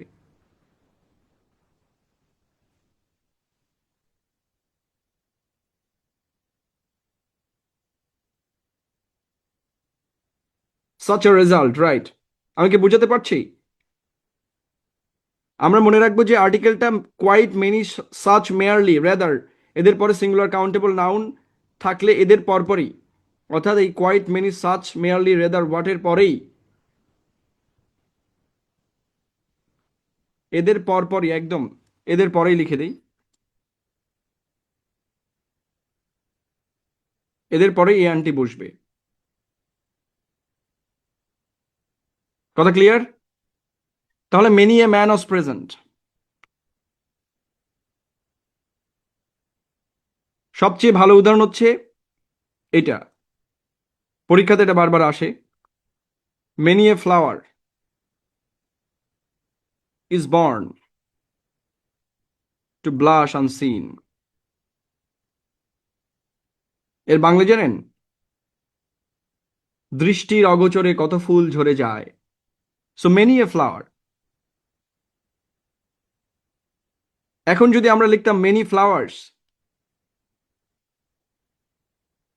তাতেও কিন্তু বাক্যের কোনো অসুবিধা নেই, ঠিক আছে? Are born to blush unseen,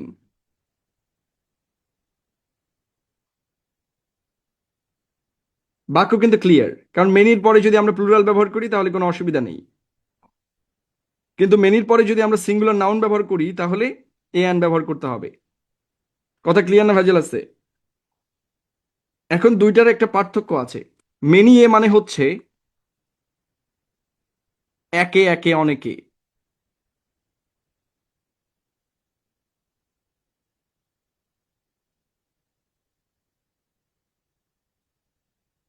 একে একে অনেকেই তো গেল, এরকম বলি না? এই যে ইয়ার একটা ডায়লগ আছে কোন একটা সিনেমায়, যেন চঞ্চল চৌধুরী ডায়লগ আছে, কত লোকই তো এলো না, কি এরকম ডায়লগ আছে না?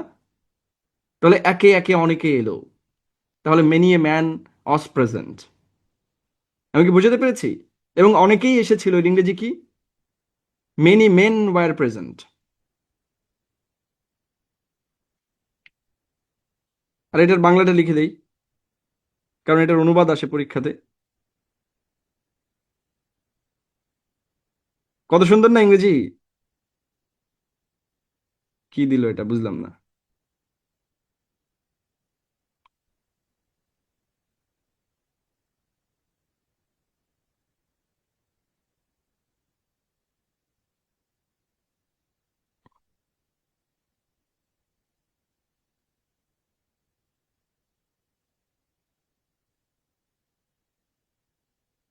আহনাফ মিনহাজ, ওই নিয়মটা পরে আসছে, দাঁড়ান।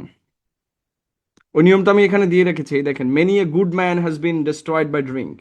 এখানে কিন্তু মেনি এর পরে আবারও একটা অ্যাডজেক্টিভ আছে। তা আমি বলেছি যে quite many such merely rather what, এইগুলোর পরে যদি সিঙ্গুলার কাউন্টেবল নাউন থাকে তবে এদের পরপরই এন বসে। আমার প্রশ্নটা হচ্ছে যে এটা আসলে ম্যানের আগে বসছে, রাইট? এটা তো আর গুডের আগে বসছে না, অর্থাৎ এই ম্যান অনুসারে বসছে। এখানে সিঙ্গুলার কাউন্টেবল নাউন আছে কিনা আমাকে এটাই জাজ করতে হবে, কারণ নিয়ম দুইটা আমি একসাথে করে দিয়েছি। আমি কি বুঝাতে পেরেছি? মিনহাস, কারণ নিয়ম এখানে দুইটা আছে। সো দুইটাকে আমি একসাথে করে দিয়েছি, দুইটা আলাদা নিয়ম করলে বুঝতে কষ্ট হবে আর কি। ওরা একটা নিয়ম দিয়েছে কিন্তু নিয়ম হচ্ছে দুইটা এখানে, হ্যাঁ। যেমন he is quite a good player, এখানে কোয়াইট আছে, এরপরে আবার একটা অ্যাডজেক্টিভ আছে, তাহলে দুই অ্যাডজেক্টিভের মাঝখানে বসে গেছে। কিন্তু আমরা ওভাবে বুঝবো না, আমরা বুঝবো যে কোয়াইটের পরে একটা কি আছে? কাউন্টেবল নাউন আছে, রাইট? প্লেয়ার। এই জন্য আমরা এখানে এ অথবা অ্যান ব্যবহার করব কয়েডের পরপরই। Are you clear? না বুঝলে আমাকে জিজ্ঞেস করবেন, চুপচাপ থাকার দরকার নেই। এটাও কিন্তু অ্যাডভান্স রুল। সো এখানে দুইটা নিয়ম আছে, সেই দুইটা থেকে আমি একটাই বলে দিয়েছি, যে কোয়াইট, মেনি, সাচ এদের পরে কাউন্টেবল নাউন সিঙ্গুলার হলে এদের পরপরই অ্যান বসাই দিবেন, ঠিক আছে? তাহলে আমাদের আর চাপ নেওয়ার কিছু নাই। দৃষ্টির অগোচরে কত ফুল ঝরে যায়।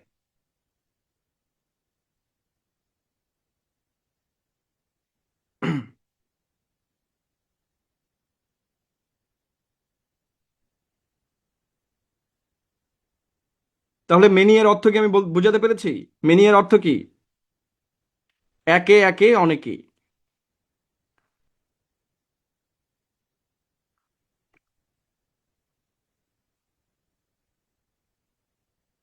Many a friend came to visit, or many a friend visited.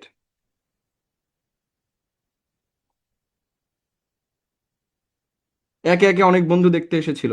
Visit বানানি ভুল করলাম, চোখে কম দেখতেছি বড় হচ্ছে। মেনি এ ফ্রেন্ড ভিজিটেড, আমি কি বুঝাতে পেরেছি? একে একে অনেক বন্ধু এসেছিল মানে কেউ একসাথে আসে নাই। এক এক করে লোকজন জড়ো হয় না, আমরা বলি না এক এক করে অনেকজনই এসে গেল। সেই পরিস্থিতিতে আমরা এটা মেনিয়ে ব্যবহার করব, ঠিক আছে? আর শুধু মেনি ব্যবহার করলে তখন একসাথে অনেককে বোঝানো হবে। সো এটা চেঞ্জ আছে মিনিং এ। এর পরের নিয়মটা খুবই অস্থির। অস্থিরটা কি? সু, সরি সু বলছি কেন? আহ, এদের পরের নিয়মটা অস্থির কি? So, too, how. এদের পরের অ্যাডজেক্টিভের পরে খেয়াল করবেন, নিয়মটা খুবই জটিল এবং সহজ। সো, হ্যাঁ সু চলে আসছে CR7 থেকে, এটা খেপানোর জন্য আমরা ব্যবহার করি। তো সো, টু, হাউ, এদের পরে, এদের পরে যদি অ্যাডজেক্টিভ থাকে তাহলে এ অ্যান অ্যাডজেক্টিভটির পরে বসবে। আবারও খেয়াল করেন, বলা হচ্ছে যে সো, টু, হাউ, এদের পরে একটা অ্যাডজেক্টিভ থাকবে আর আর্টিকেলটা বসবে ওই অ্যাডজেক্টিভের পরে যে। এটা কিন্তু আরেকটু জটিল। কি জটিল? আগে আমরা পড়েছি যে অ্যাডজেক্টিভ আর নাউনের মাঝখানে আমরা আর্টিকেলটা ব্যবহার করব। এবারও সেই অ্যাডজেক্টিভ আর নাউনের মাঝখানে আমরা আর্টিকেলটা ব্যবহার করব, রাইট? কিন্তু নিয়মটা হচ্ছে যে ওই অ্যাডজেক্টিভের আগে যদি আমরা টু দেখি, সো দেখি বা হাউ দেখি, তাহলে আমরা অ্যাডজেক্টিভটার পরে যে এ অ্যান ব্যবহার করব। তাহলে সাধারণ নিয়ম হচ্ছে অ্যাডজেক্টিভের আগে নাউন, অ্যাডজেক্টিভের আগে এ অ্যান বসে, কিন্তু দুইটা জায়গায় বসবে না। কোন দুইটা জায়গায়? যদি মেনি থাকে, কোয়াইট, সাচ ইত্যাদি থাকে, অথবা সো, টু, হাউ থাকে। কিরকম? দেখেন আমরা হাউ, হাউ এর পরে আমরা একটা কি পেয়েছি? How nice a bird. দেখেন হাউ এর পরে আমরা একটা অ্যাডজেক্টিভ পেয়েছি, রাইট? তাহলে আমাদের নিয়মটা কি ছিল? It is a nice bird. আমাদের সাধারণ নিয়ম কি? সাধারণ নিয়মটা আমরা একটু চেক করি।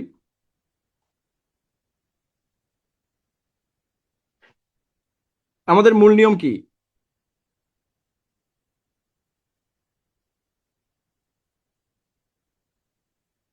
It is a nice bird. আমরা প্রথম নিয়মটা পেয়েছিলাম যে এ অ্যান সবসময় অ্যাডজেক্টিভটার আগে বসবে, রাইট? কিন্তু যখনই আমরা অ্যাডজেক্টিভটার আগে একটা হাউ, টু অথবা সো ব্যবহার করব, তখন আর্টিকেলটা কোথায় চলে যাবে? এই অ্যাডজেক্টিভের পরে। এখন কি বুঝাতে পেরেছি?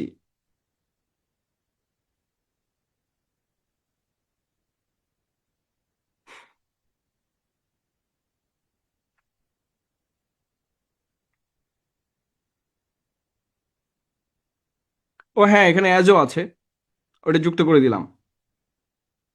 ভেরি গুড, এই তো আপনারা দেখি যে আমার চেয়ে ভালো জানেন। Good good. এটা পরে আছে, এটা হচ্ছে ইয়া চ্যাপ্টারে দেয়া আছে, কম্পারেটিভের ভেতরে আমি দিয়ে দিয়েছি। সো এখানে এটা যুক্ত করা উচিত ছিল। আহ, এই শিটে কিন্তু কম্পারিজনও আছে, ওখানে দেয়া আছে এটা। যাই হোক, এখানে আমরা যুক্ত করে রাখি, তাহলে ওখান থেকে আমরা এটা কেটে দিতে পারবো, নিয়ম কমে যাবে।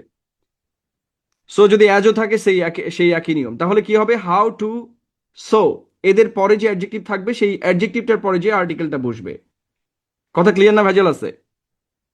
তাহলে আমি বলেছিলাম যে আমরা অ্যাডজেক্টিভ ক্লাসে আর্টিকেল নিয়ে আলোচনা করব, সেই আর্টিকেলের আলোচনাটা হচ্ছে এটা। তাহলে আমাদের প্রধান নিয়মটা কি? প্রধান নিয়ম হচ্ছে যে সিঙ্গুলার কাউন্টেবল নাউনের আগে এ অথবা অ্যান বসবে, দেন অ্যাডজেক্টিভের আগে এ অথবা অ্যান বসবে যদি সিঙ্গুলার কাউন্টেবল নাউনের আগে অ্যাডজেক্টিভ থাকে, রাইট? তারপর হচ্ছে নিয়মটা হচ্ছে যে quite many such merely rather what, এদের পরে যদি সিঙ্গুলার কাউন্টেবল নাউন থাকে তাহলে এদের পরপরই অর্থাৎ কোয়াইট মেনি সাচের পরে আর্টিকেলটা বসবে। আর যদি সো,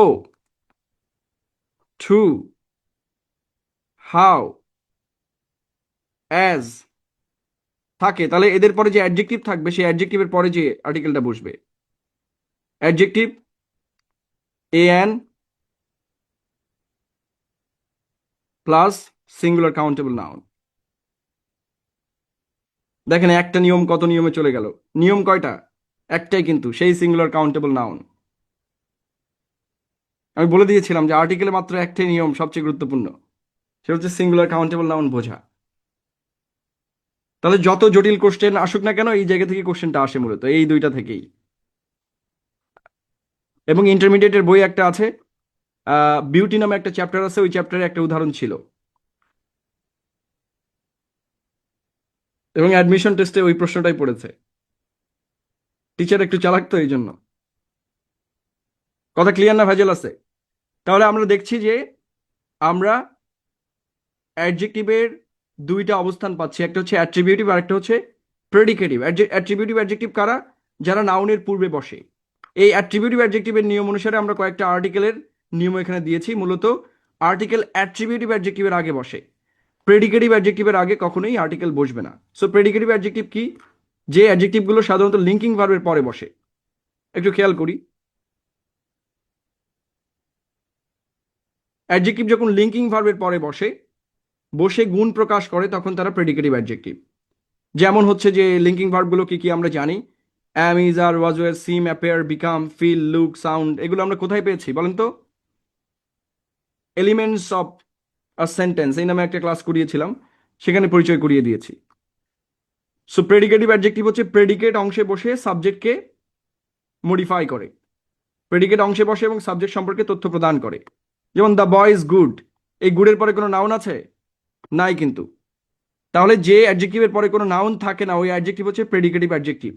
এবং প্রেডিকেটিভ অ্যাডজেক্টিভের আগে ইংরেজিতে কখনোই কোনো আর্টিকেল বসে না।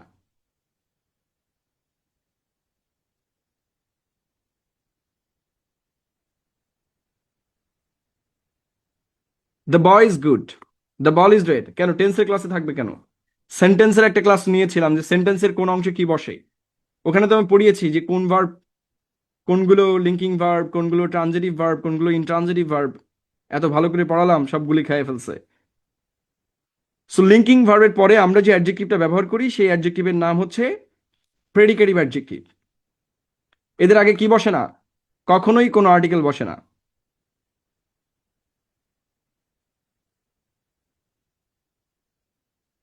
ওকে, নাও, নাও আমরা দেখছি যে অ্যাট্রিবিউটিভ অ্যাডজেক্টিভের আমরা একটা ব্যবহার দেখেছি, সেটা হচ্ছে নাউনের ঠিক আগে বসে। কিন্তু এই কথাটা সবসময় সত্য নয়। অ্যাট্রিবিউটিভ অ্যাডজেক্টিভ শুধুমাত্র যে নাউনের আগে বসবে এমন না, কিছু কিছু অ্যাট্রিবিউটিভ অ্যাডজেক্টিভ আছে যেগুলো নাউনের পরেও বসে। এই জিনিসটা আমাদের জানতে হবে। যেমন 10 ইয়ার্স ওল্ড, ওল্ড শব্দটা আসলে ইয়ার্স এর পরে বসেছে, কিন্তু ওল্ড নিজে অ্যাডজেক্টিভ এবং সেটা অ্যাট্রিবিউটিভ অ্যাডজেক্টিভই। তাহলে আমরা কি এতদিন ভুল পড়লাম? না, ভুল পড়ি নাই। মনে রাখতে হবে যে অ্যাডজেক্টিভ নাউনের আগেও যেমন বসে, নাউনের পরেও বসতে পারে। অ্যাডজেক্টিভ কি করতে পারে? নাউনের আগেও বসে পরেও বসে। কি রকম?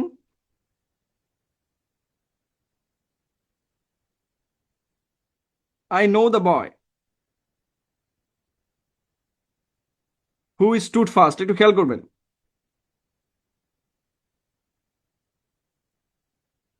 দেখেন তো, হু স্টুড ফাস্ট কাকে মডিফাই করেছে?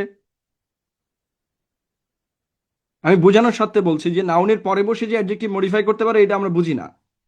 এই হু ফাস্ট বয় কাকে মডিফাই করছে? হু, স্টুড ফাস্ট কাকে মডিফাই করছে? হু, স্টুড ফাস্ট কাকে মডিফাই করছে? হু, স্টুড ফাস্ট কাকে মডিফাই করছে? হু, স্টুড ফাস্ট কাকে মডিফাই করছে? হু, স্টুড ফাস্ট কাকে মডিফাই করছে? হু, স্টুড ফাস্ট কাকে মডিফাই করছে? হু, স্টুড ফাস্ট কাকে মডিফাই করছে?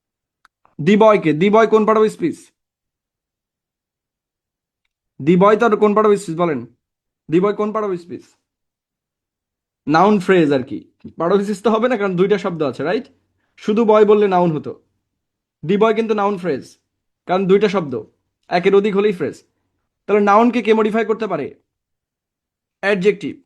তাহলে হু স্টুড ফার্স্ট, এটা কোন ক্লজ?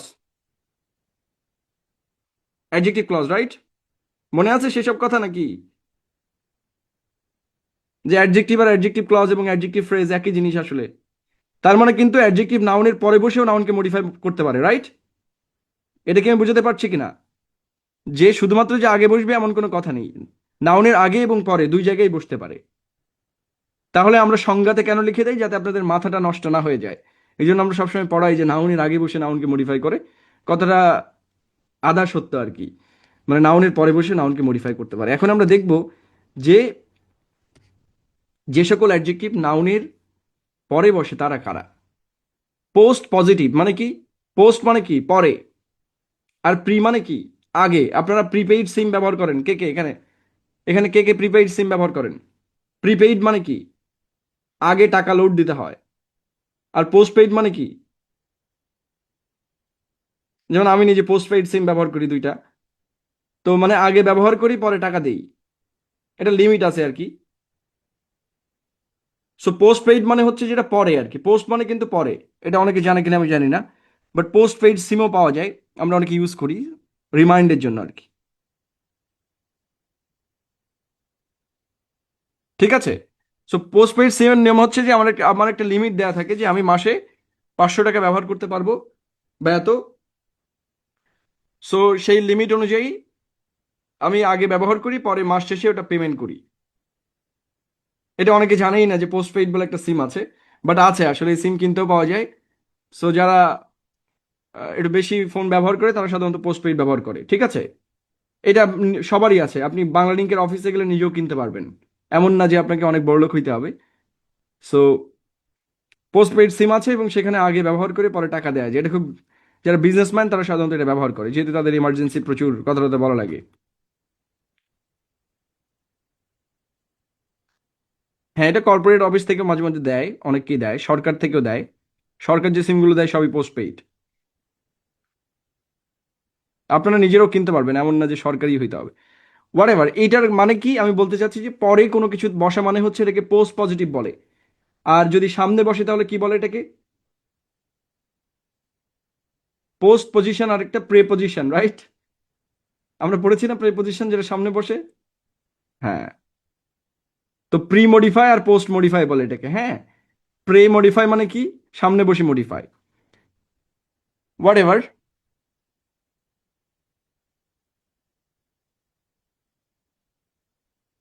ইনডেফিনাইট প্রোনাউন যেগুলোর শেষে বডি, এটা সঠিক উচ্চারণ হয় বাডি, ঠিক আছে?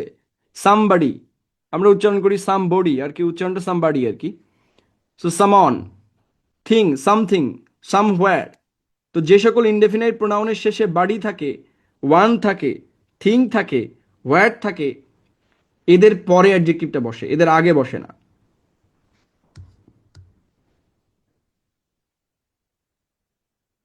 এটা কিন্তু ম্যান্ডেটরি, ঠিক আছে? এমন না যে আপনি চাইলে সামনে বসাতে পারবেন।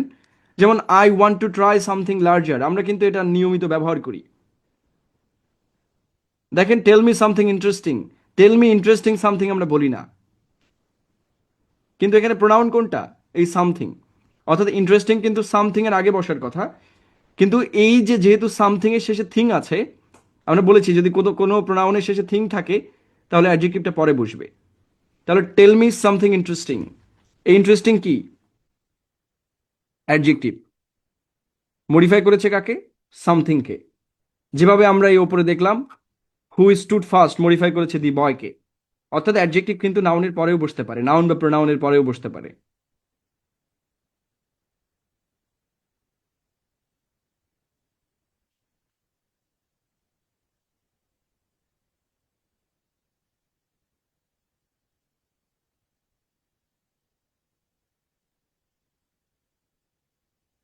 কঠিন হয়ে গেল? আজকে অনেকেই ঘুমায় পড়ছে, অনেক কঠিন লাগছে ক্লাস, কারণ সবই অ্যাডভান্স লেভেলের জিনিসপত্র পড়াচ্ছি যার কারণে। আসলে এটা সুপার অ্যাডভান্স আর কি। আপনারা অনেকেই আজকে প্রথম দেখছেন যে অ্যাডজেক্টিভ নাউনের পরে বসতে পারে, সাধারণ অ্যাডজেক্টিভ গুলা।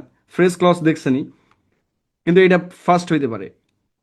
So tell me something interesting. প্রোনাউনের পরে বসেছে। অ্যান্ড এর পরেরটা আরো ইন্টারেস্টিং।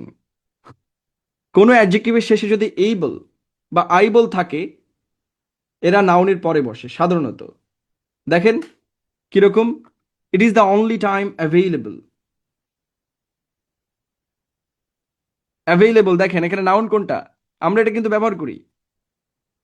দেখেন, are you available, I am available. So it is the only time available. Time হচ্ছে noun. It is the only option ইমাজিনেবল।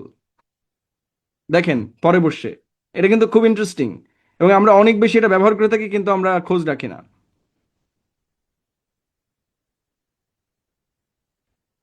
Yeah সামহার noun.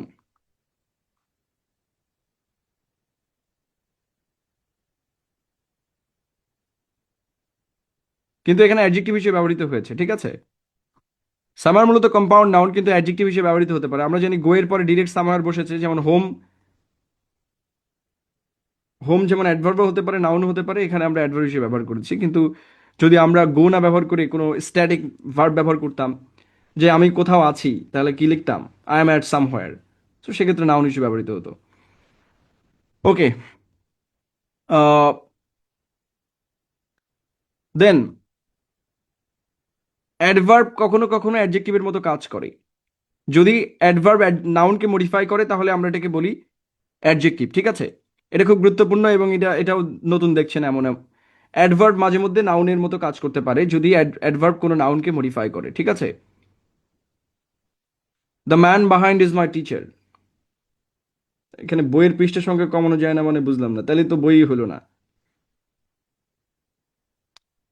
The man behind is my teacher, এটা সঠিক উচ্চারণ হচ্ছে বাহাইন্ড। দেখেন বাহাইন্ড মানে পেছনে, এটা হচ্ছে অ্যাডভার্বের কাজ করে। মডিফাই করছে কাকে? দি ম্যানকে। তাহলে নাউনকে মডিফাই করতে পারে কে? অ্যাডজেক্টিভ। এই বাক্যে কিন্তু বাহাইন্ড হচ্ছে অ্যাডজেক্টিভ। এটা পরীক্ষায় পড়েছে। অর্থাৎ পরীক্ষায় বলেছে বাহাইন্ড কোন পার্ট অফ স্পিচ, সবাই অ্যাডভার্ব দেখায় আসছে অথবা প্রেপোজিশন দেখায় আসছে। বাট এটা এখানে অ্যাডজেক্টিভের কাজ করেছে, কেন? এটা নাউনকে মডিফাই করেছে এই জন্য।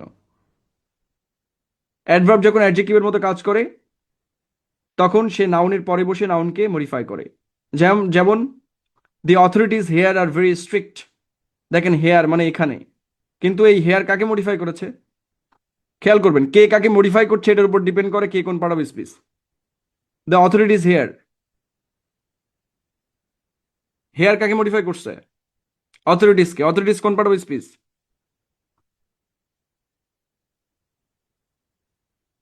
নাউন। নাউনকে কে মডিফাই করতে পারে? অ্যাডজেক্টিভ, তাই না?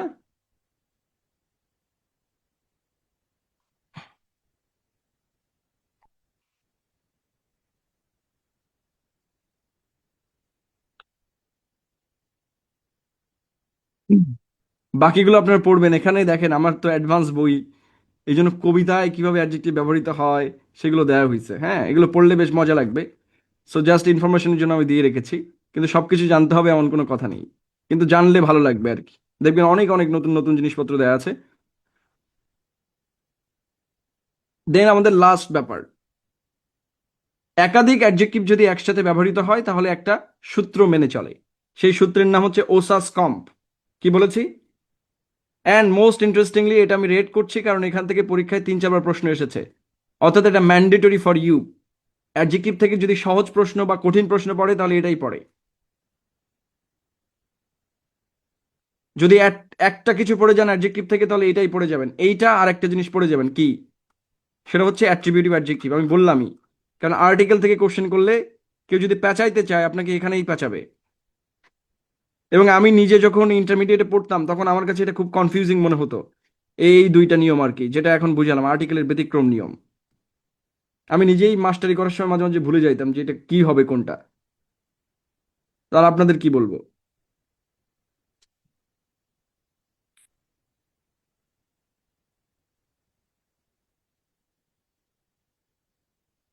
তাহলে কোনো একটা বাক্যে যদি একের অধিক অ্যাডজেক্টিভ ব্যবহৃত হয়, তাহলে তারা একটা ক্রম অনুসারে চলে। একের অধিক অ্যাডজেক্টিভ ব্যবহৃত হলে তারা কি অনুসারে চলবে? একটা ক্রম অনুসারে, অর্থাৎ অনেকগুলো যদি একসাথে থাকে তাহলে সেই ক্রমটা কি? OSASCOMP. ফার্স্টে বসবে অপিনিয়ন, সেকেন্ডে বসবে size, third age, shape, colour, origin, material and purpose. এটা কিন্তু আপনার মনে রাখতে হবে, ওসাস কম্প। দেন ডিটারমিনার সবসময় শুরুতে বসে, এই কথা আগে বলে দিছি কিনা? ইংরেজি গ্রামারের নিয়মই হচ্ছে এটা, যে ডিটারমিনার কোথায় বসবে? যে কোনো বাক্যের শুরুতে, বলছি না? এরপর অ্যাডভার্ব বসে, তারপর অ্যাডজেক্টিভ গুলো ক্রম অনুসারে বসে। তবে সাধারণত তিনটির বেশি অ্যাডজেক্টিভ একসাথে ব্যবহার করা হয় না ইংরেজিতে। কিন্তু আমার মনে রাখতে হবে, পরীক্ষাতে কিন্তু তিনটার বেশি দিবে। পরীক্ষাতে এর আগে যত জায়গায় পড়ছে 5টা করে দিছে, 6টা করে দিছে। কেন দিছে? কারণ ওটা টেস্ট করার জন্য দিছে। কিন্তু ইংরেজিতে এটা ব্যবহৃত হয় না, ভাষার ক্ষেত্রে ব্যবহৃত হয় না। কিন্তু আপনাকে যেহেতু টেস্ট করবে এই জন্য 8টাও দিতে পারে। Look at this. পরীক্ষায় আমরা ব্যবহার করি কিরকম? I carried a very small black suitcase. আমরা যদি লিখতাম I carried a very black small suitcase, তাহলে কিন্তু ভুল হতো। কারণ নিয়মটা কি? সবার আগে দিতে হবে কি? সাইজ। তাহলে সাইজ বোঝায় কোনটা এখানে? স্মল। দেন কালার। দেখেন এখানে ওসাস কম, প্রথমে কি আছে? ও, ওপিনিয়ন। সাইজের পরে কি আছে? কালার। তাহলে ওসাস, SASC, কম্প। তাহলে সাইজ আগে নাকি কালার আগে বসবে?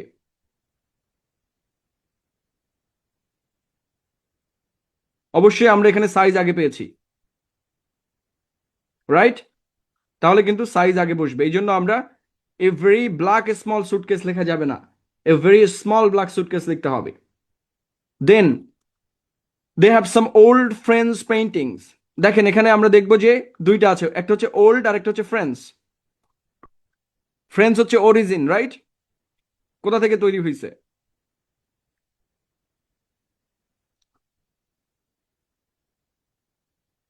এই ক্লাসটা 50 বার দেখবেন, আমি বলেছি এটা অ্যাডভান্স লেভেলেরই, কারণ অ্যাডজেক্টিভ থেকে সাধারণত রাইটিং এ বেশি আমাদের কাজে লাগে।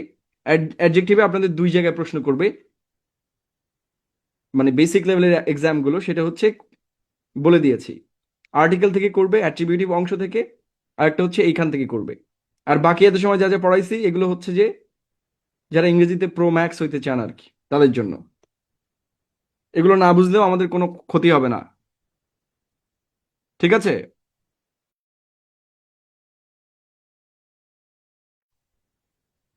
ক্লাস নিতে নিতে আমি নিজেও মাঝে মাঝে ভুলে যাচ্ছি যে কি বলতেছি, কারণ ক্ষুধা লাগছে। ক্ষুধা লাগলে আমি ক্লাস নিতে পারি না। সো এটা একটা সমস্যা আর কি।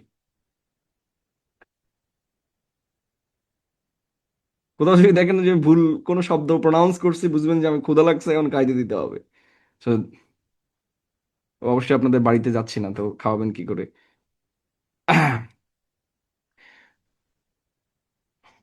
ও, এখানে কেউ সুনামগঞ্জের আছেন? সুনামগঞ্জের কেউ আছে? Anyone from Sunamganj?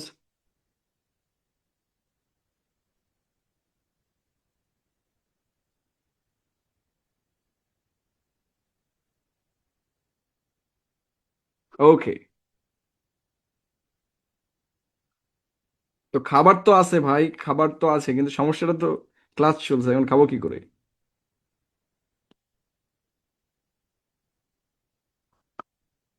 আর ঘুম থেকে উঠে ক্লাসে চলে আসছি। ওকে।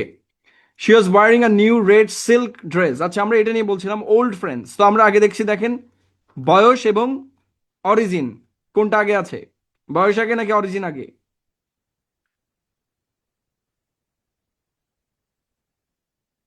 এইজ আগে, দেন অরিজিন, রাইট? তাহলে এই জন্য আমরা ওল্ড ফ্রেন্ডস পেইন্টিংস লিখেছি, ফ্রেন্ডস ওল্ড পেইন্টিংস হবে না। তাহলে আমাদের মনে রাখতে হবে পরীক্ষাতে এটা কিন্তু গুরুত্বপূর্ণ, এবং পরীক্ষাতে এটা বারবার প্রশ্ন আসে। এখান থেকে দেয়া থাকে যে এর মধ্যে কারেক্ট সেন্টেন্স কোনটা। একই সেন্টেন্স দেয়া থাকবে 4 জায়গায়, এবং সেখানে সিকোয়েন্সে ভুল থাকবে, অ্যাডজেক্টিভের সিকোয়েন্স ভুল থাকবে, আপনাকে সঠিক সিকোয়েন্স বেছে নিতে হবে। সুতরাং দেখতে সহজ হলেও এটা কিন্তু আমাদের খুব ভালো করে পড়তে হবে। আর দেখতে তো চকচকে লাগতেছে, দেখেন কত সুন্দর শীট, পড়তেই তো ভালো লাগার কথা। আপনাদের পড়তে এত সময় লাগে, তাহলে বানাতে কত সময় লাগছে, কত জীবন লাগছে?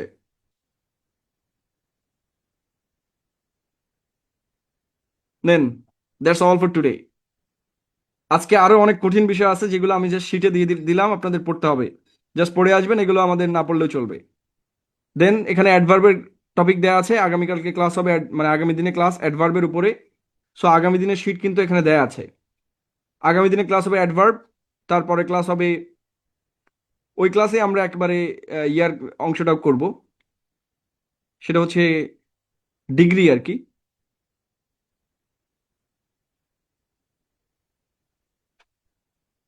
ঈদের আগে মনে হয় আমাদের কোর্স শেষ হয়ে যাবে। সো আমরা compare and comparison of adjectives and adverb, অর্থাৎ ডিগ্রি যেটা আমরা বলি সেটা কিন্তু আগামীকালকে ক্লাসে থাকছে, মানে আগামী দিনে ক্লাসে। যেহেতু আমাদের শর্ট ক্লাস হবে, যেহেতু আমাদের এত সময় নেই, এই জন্য এটা আলাদা করে পড়াবো না, একদিনেই পড়াই দিব। সো আগামী দিনে প্রস্তুতি নিয়ে আসবেন, এবং মনে রাখবেন ডিগ্রিতে আপনাদের মাত্র 3 জায়গা থেকে প্রশ্ন করা হবে। 3টে জায়গা থেকে ডিগ্রিতে প্রশ্ন করা হবে, কখনোই আপনাকে পরীক্ষায় দিবে না যে এটা ডিগ্রি চেঞ্জ করো। এটা দিবে কখন? যখন আপনি ক্লাস 8 9-এ পড়েন, তো আপনি নিশ্চিত এখানে কেউ 8-এর স্টুডেন্ট নাই।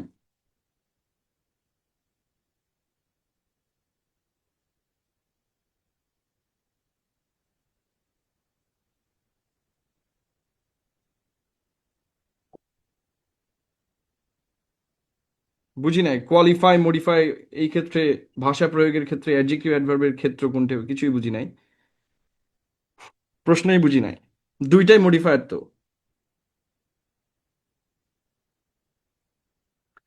So comparison of adjectives and adverb আমি এখানে দিয়েছি, কিন্তু আমাদের ওই লেভেলে পড়া লাগবে না। আমি নিচে অবশ্য দিয়েছি কিভাবে এটার ট্রান্সফরমেশন করতে হয়।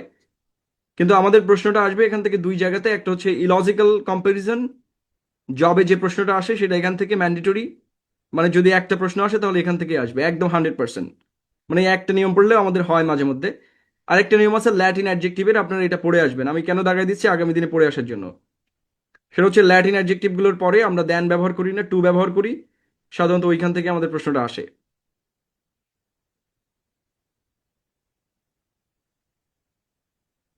এই যে দেখেন ডিগ্রি ট্রান্সফরমেশন রুল এখানে আমি দিয়েছি।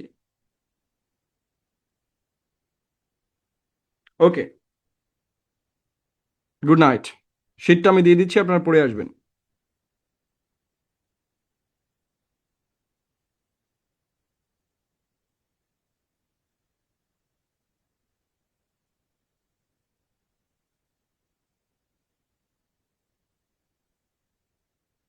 এই যে দেখেন, এইটা পড়ে আসবেন।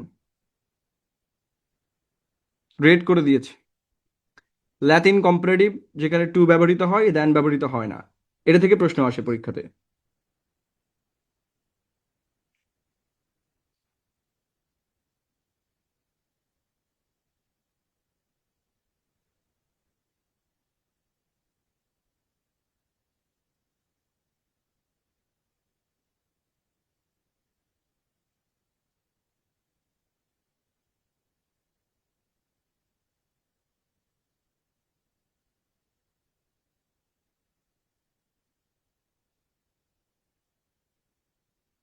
আচ্ছা, এখানে আমি বিষয়টা বোঝাতে চেয়েছি যে কিন্তু পুরো শ্রেণী হবে না, এখানে শ্রেণীর জায়গায় আসলে স্পেসিস কথাটা লেখা উচিত ছিল।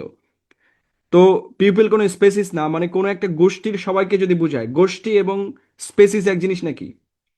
কোন একটা প্রজাতির সবাইকে যদি আমরা একসাথে বোঝাতে চাই, যেমন কুকুর, কুকুর হচ্ছে একটা গণ আছে এবং একটা প্রজাতি আছে। সো কুকুরের হচ্ছে যে পুরা প্রজাতি নিয়ে যদি আমরা কথা বলি, তার আগে দি ব্যবহার করে পুরা প্রজাতিকে বোঝানো হয়। সাধারণত আমরা ন্যাশন অর্থ একই ব্যবহার করি। সো দি মানে দি ফ্রেন্ডস, এরকম আর কি। সো কোনো একটা প্রজাতিকে বোঝাতে আমরা সাধারণত দি ব্যবহার করে থাকি, ঠিক আছে? সো কোনো একটা প্রজাতি ধরেন ধ্বংসের মুখে আছে, প্রজাতি ধ্বংসের মুখে আছে, সো প্রজাতি অর্থে আমরা কি ব্যবহার করি? পুরো শ্রেণী বলতে এখানে আসলে অ্যাজ এ হোল প্রজাতি লিখতে হবে কথাটা, ঠিক আছে? ওখানে লিখে রাখেন কোনো কিছুর প্রজাতি বোঝাতে, তাহলে জিনিসটা সলভ হয়ে যাবে, ঠিক আছে? বইয়ে থাকবে, আসলে পরে শিটটা এডিট করা হয়েছে, এখানে তো আমরা দিয়েছি, মানে আমি এক এক সময় এক এক ক্লাসে এক রকম শিট পড়াতাম, তো সেইগুলো মার্কস করা হয়েছে আর কি। তো অনেক জায়গায় একই রুল দুবার চলে আসছে, এগুলো বইয়ে এরকম থাকবে না আর কি। যদি থাকে 2বার, তাহলে বুঝবেন যে আমি 3 ক্লাসে শিট মিলাইছি আর কি। আগে ফাউন্ডেশনে একটা নিয়ম ছিল যে আমরা যখন নতুন নতুন ব্যাচ পড়াতাম, তখন এক এক ব্যাচে এক এক শিট পড়াতাম, মানে কোনো ব্যাচে কোনোটার মিল নাই। 9টা ব্যাচেই 9 রকম জিনিসপত্র পড়ানো হয়েছে। এটা আমার একটা মজার কাহিনী আছে এই কারণে, প্র্যাকটিসে থাকার জন্য আর কি। সো নানা সময় নানা রুল দিয়ে মানে নানা স্টাইলে পড়ানোর চেষ্টা করছি।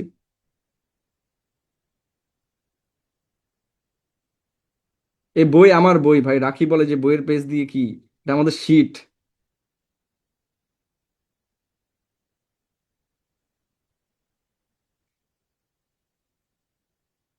এর আগেও যেটা দেওয়া হয়েছে না আমাদের শিট ছিল না,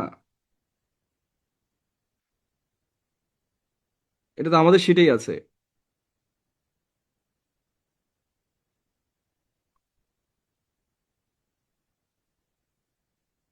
শিট পড়লে শিটে তো আছে, আগেরটা শিটে দেয়া আছে, ওই যে উনি আগে যেটা দিল ওটাও শিটে আছে, দুটোই আমাদের শিটেই আছে। রাখি বই খুঁজতেছে। নো, আমরা যে আগের আর্টিকেলে শিট দিয়েছি সেখানেও এই নিয়ম দুইটা আছে, ঠিক আছে, আমি যে নিয়মটা একটু আগে পড়ালাম, এখানে দুইবার দিয়েছি বোঝানোর সুবিধার্থে যে এটা এখানে লিঙ্ক করছে। কিন্তু বইয়ে এরকম দুই জায়গায় থাকবে না, বইয়ে এক জায়গায় থাকবে।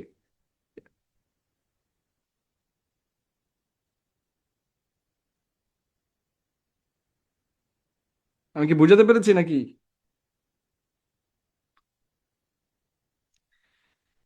আহ, এই তো আহনাব মিনাজ পড়ালেখা করে, বোঝা যাচ্ছে যে শিটের কোথায় কি আছে।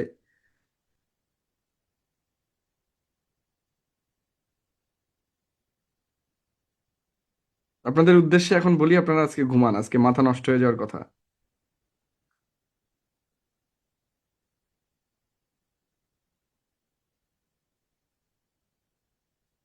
Good night.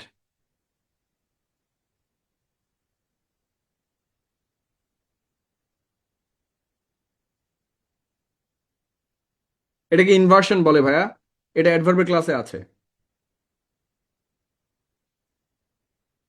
যতগুলো শীট দিয়েছি সেগুলো তো বইয়েরই শীট, আপনারা কি শীট পাচ্ছেন নাকি? এগুলো তো বইয়ের চ্যাপ্টার পাচ্ছেন, ঠিক আছে। কিন্তু এগুলো হচ্ছে যে ফর্মেটিভ চ্যাপ্টার, আই মিন এই শীটে যা আছে তা সব বইয়ে থাকবে না। বইয়ে আরো সুন্দর হবে, আরো বেশি ইনফরমেটিভ হবে, কিন্তু কিছু কিছু জিনিস বাদ দেওয়া হবে। বাদ দেওয়া মানে আমি এই জন্য বোঝাচ্ছি যে ধরেন আমি এর আগে সাইফুডসে পড়িয়েছি, সো বিভিন্ন জায়গাতে আমি নানা নানা মানে শীট ব্যবহার করতাম, এবং সবগুলো আমারই তৈরি করা। পরে আমি এগুলো এক জায়গায় টাইপ করিয়েছি, ঠিক আছে, দেখলেই তো বোঝা যাচ্ছে। পরে এডিট করে এক জায়গায় টাইপ করা হয়েছে, ফলে কিছু নিয়ম দুই জায়গায় রিপিট হয়েছে, কিছু কিছু জায়গাতে রিপিট করা হয়েছে। এসব থাকবে না, এবং উদাহরণ যেগুলো দেওয়া হবে সেগুলো সরাসরি পরীক্ষা থেকে দেওয়া হবে। এখানে যে এক্সাম্পলগুলো দেওয়া আছে এখানে অনেক এক্সাম্পল সরাসরি পরীক্ষা থেকে দেয়া, কিন্তু আমি পাশে ব্র্যাকেট দিয়ে লিখে দেই নাই যে এটা অমুক বিসিএস এর প্রশ্ন, ঠিক আছে, এটা দিয়ে দেওয়া হবে। তো সাধারণত জবের সলিউশনের বইগুলোতে কি থাকে, একটা নিয়ম দেওয়া থাকে, নিয়মের নিচে যে চাকরিতে পরীক্ষায় প্রশ্নগুলো আসছে সেগুলো দেওয়া থাকে। তো আমাদেরটা এরকমই হবে, কিন্তু এমসিকিউ আকারে থাকবে না, সরাসরি এক্সাম্পলটা দেওয়া থাকবে যে এই এক্সাম্পলটা পরীক্ষাতে আসছে।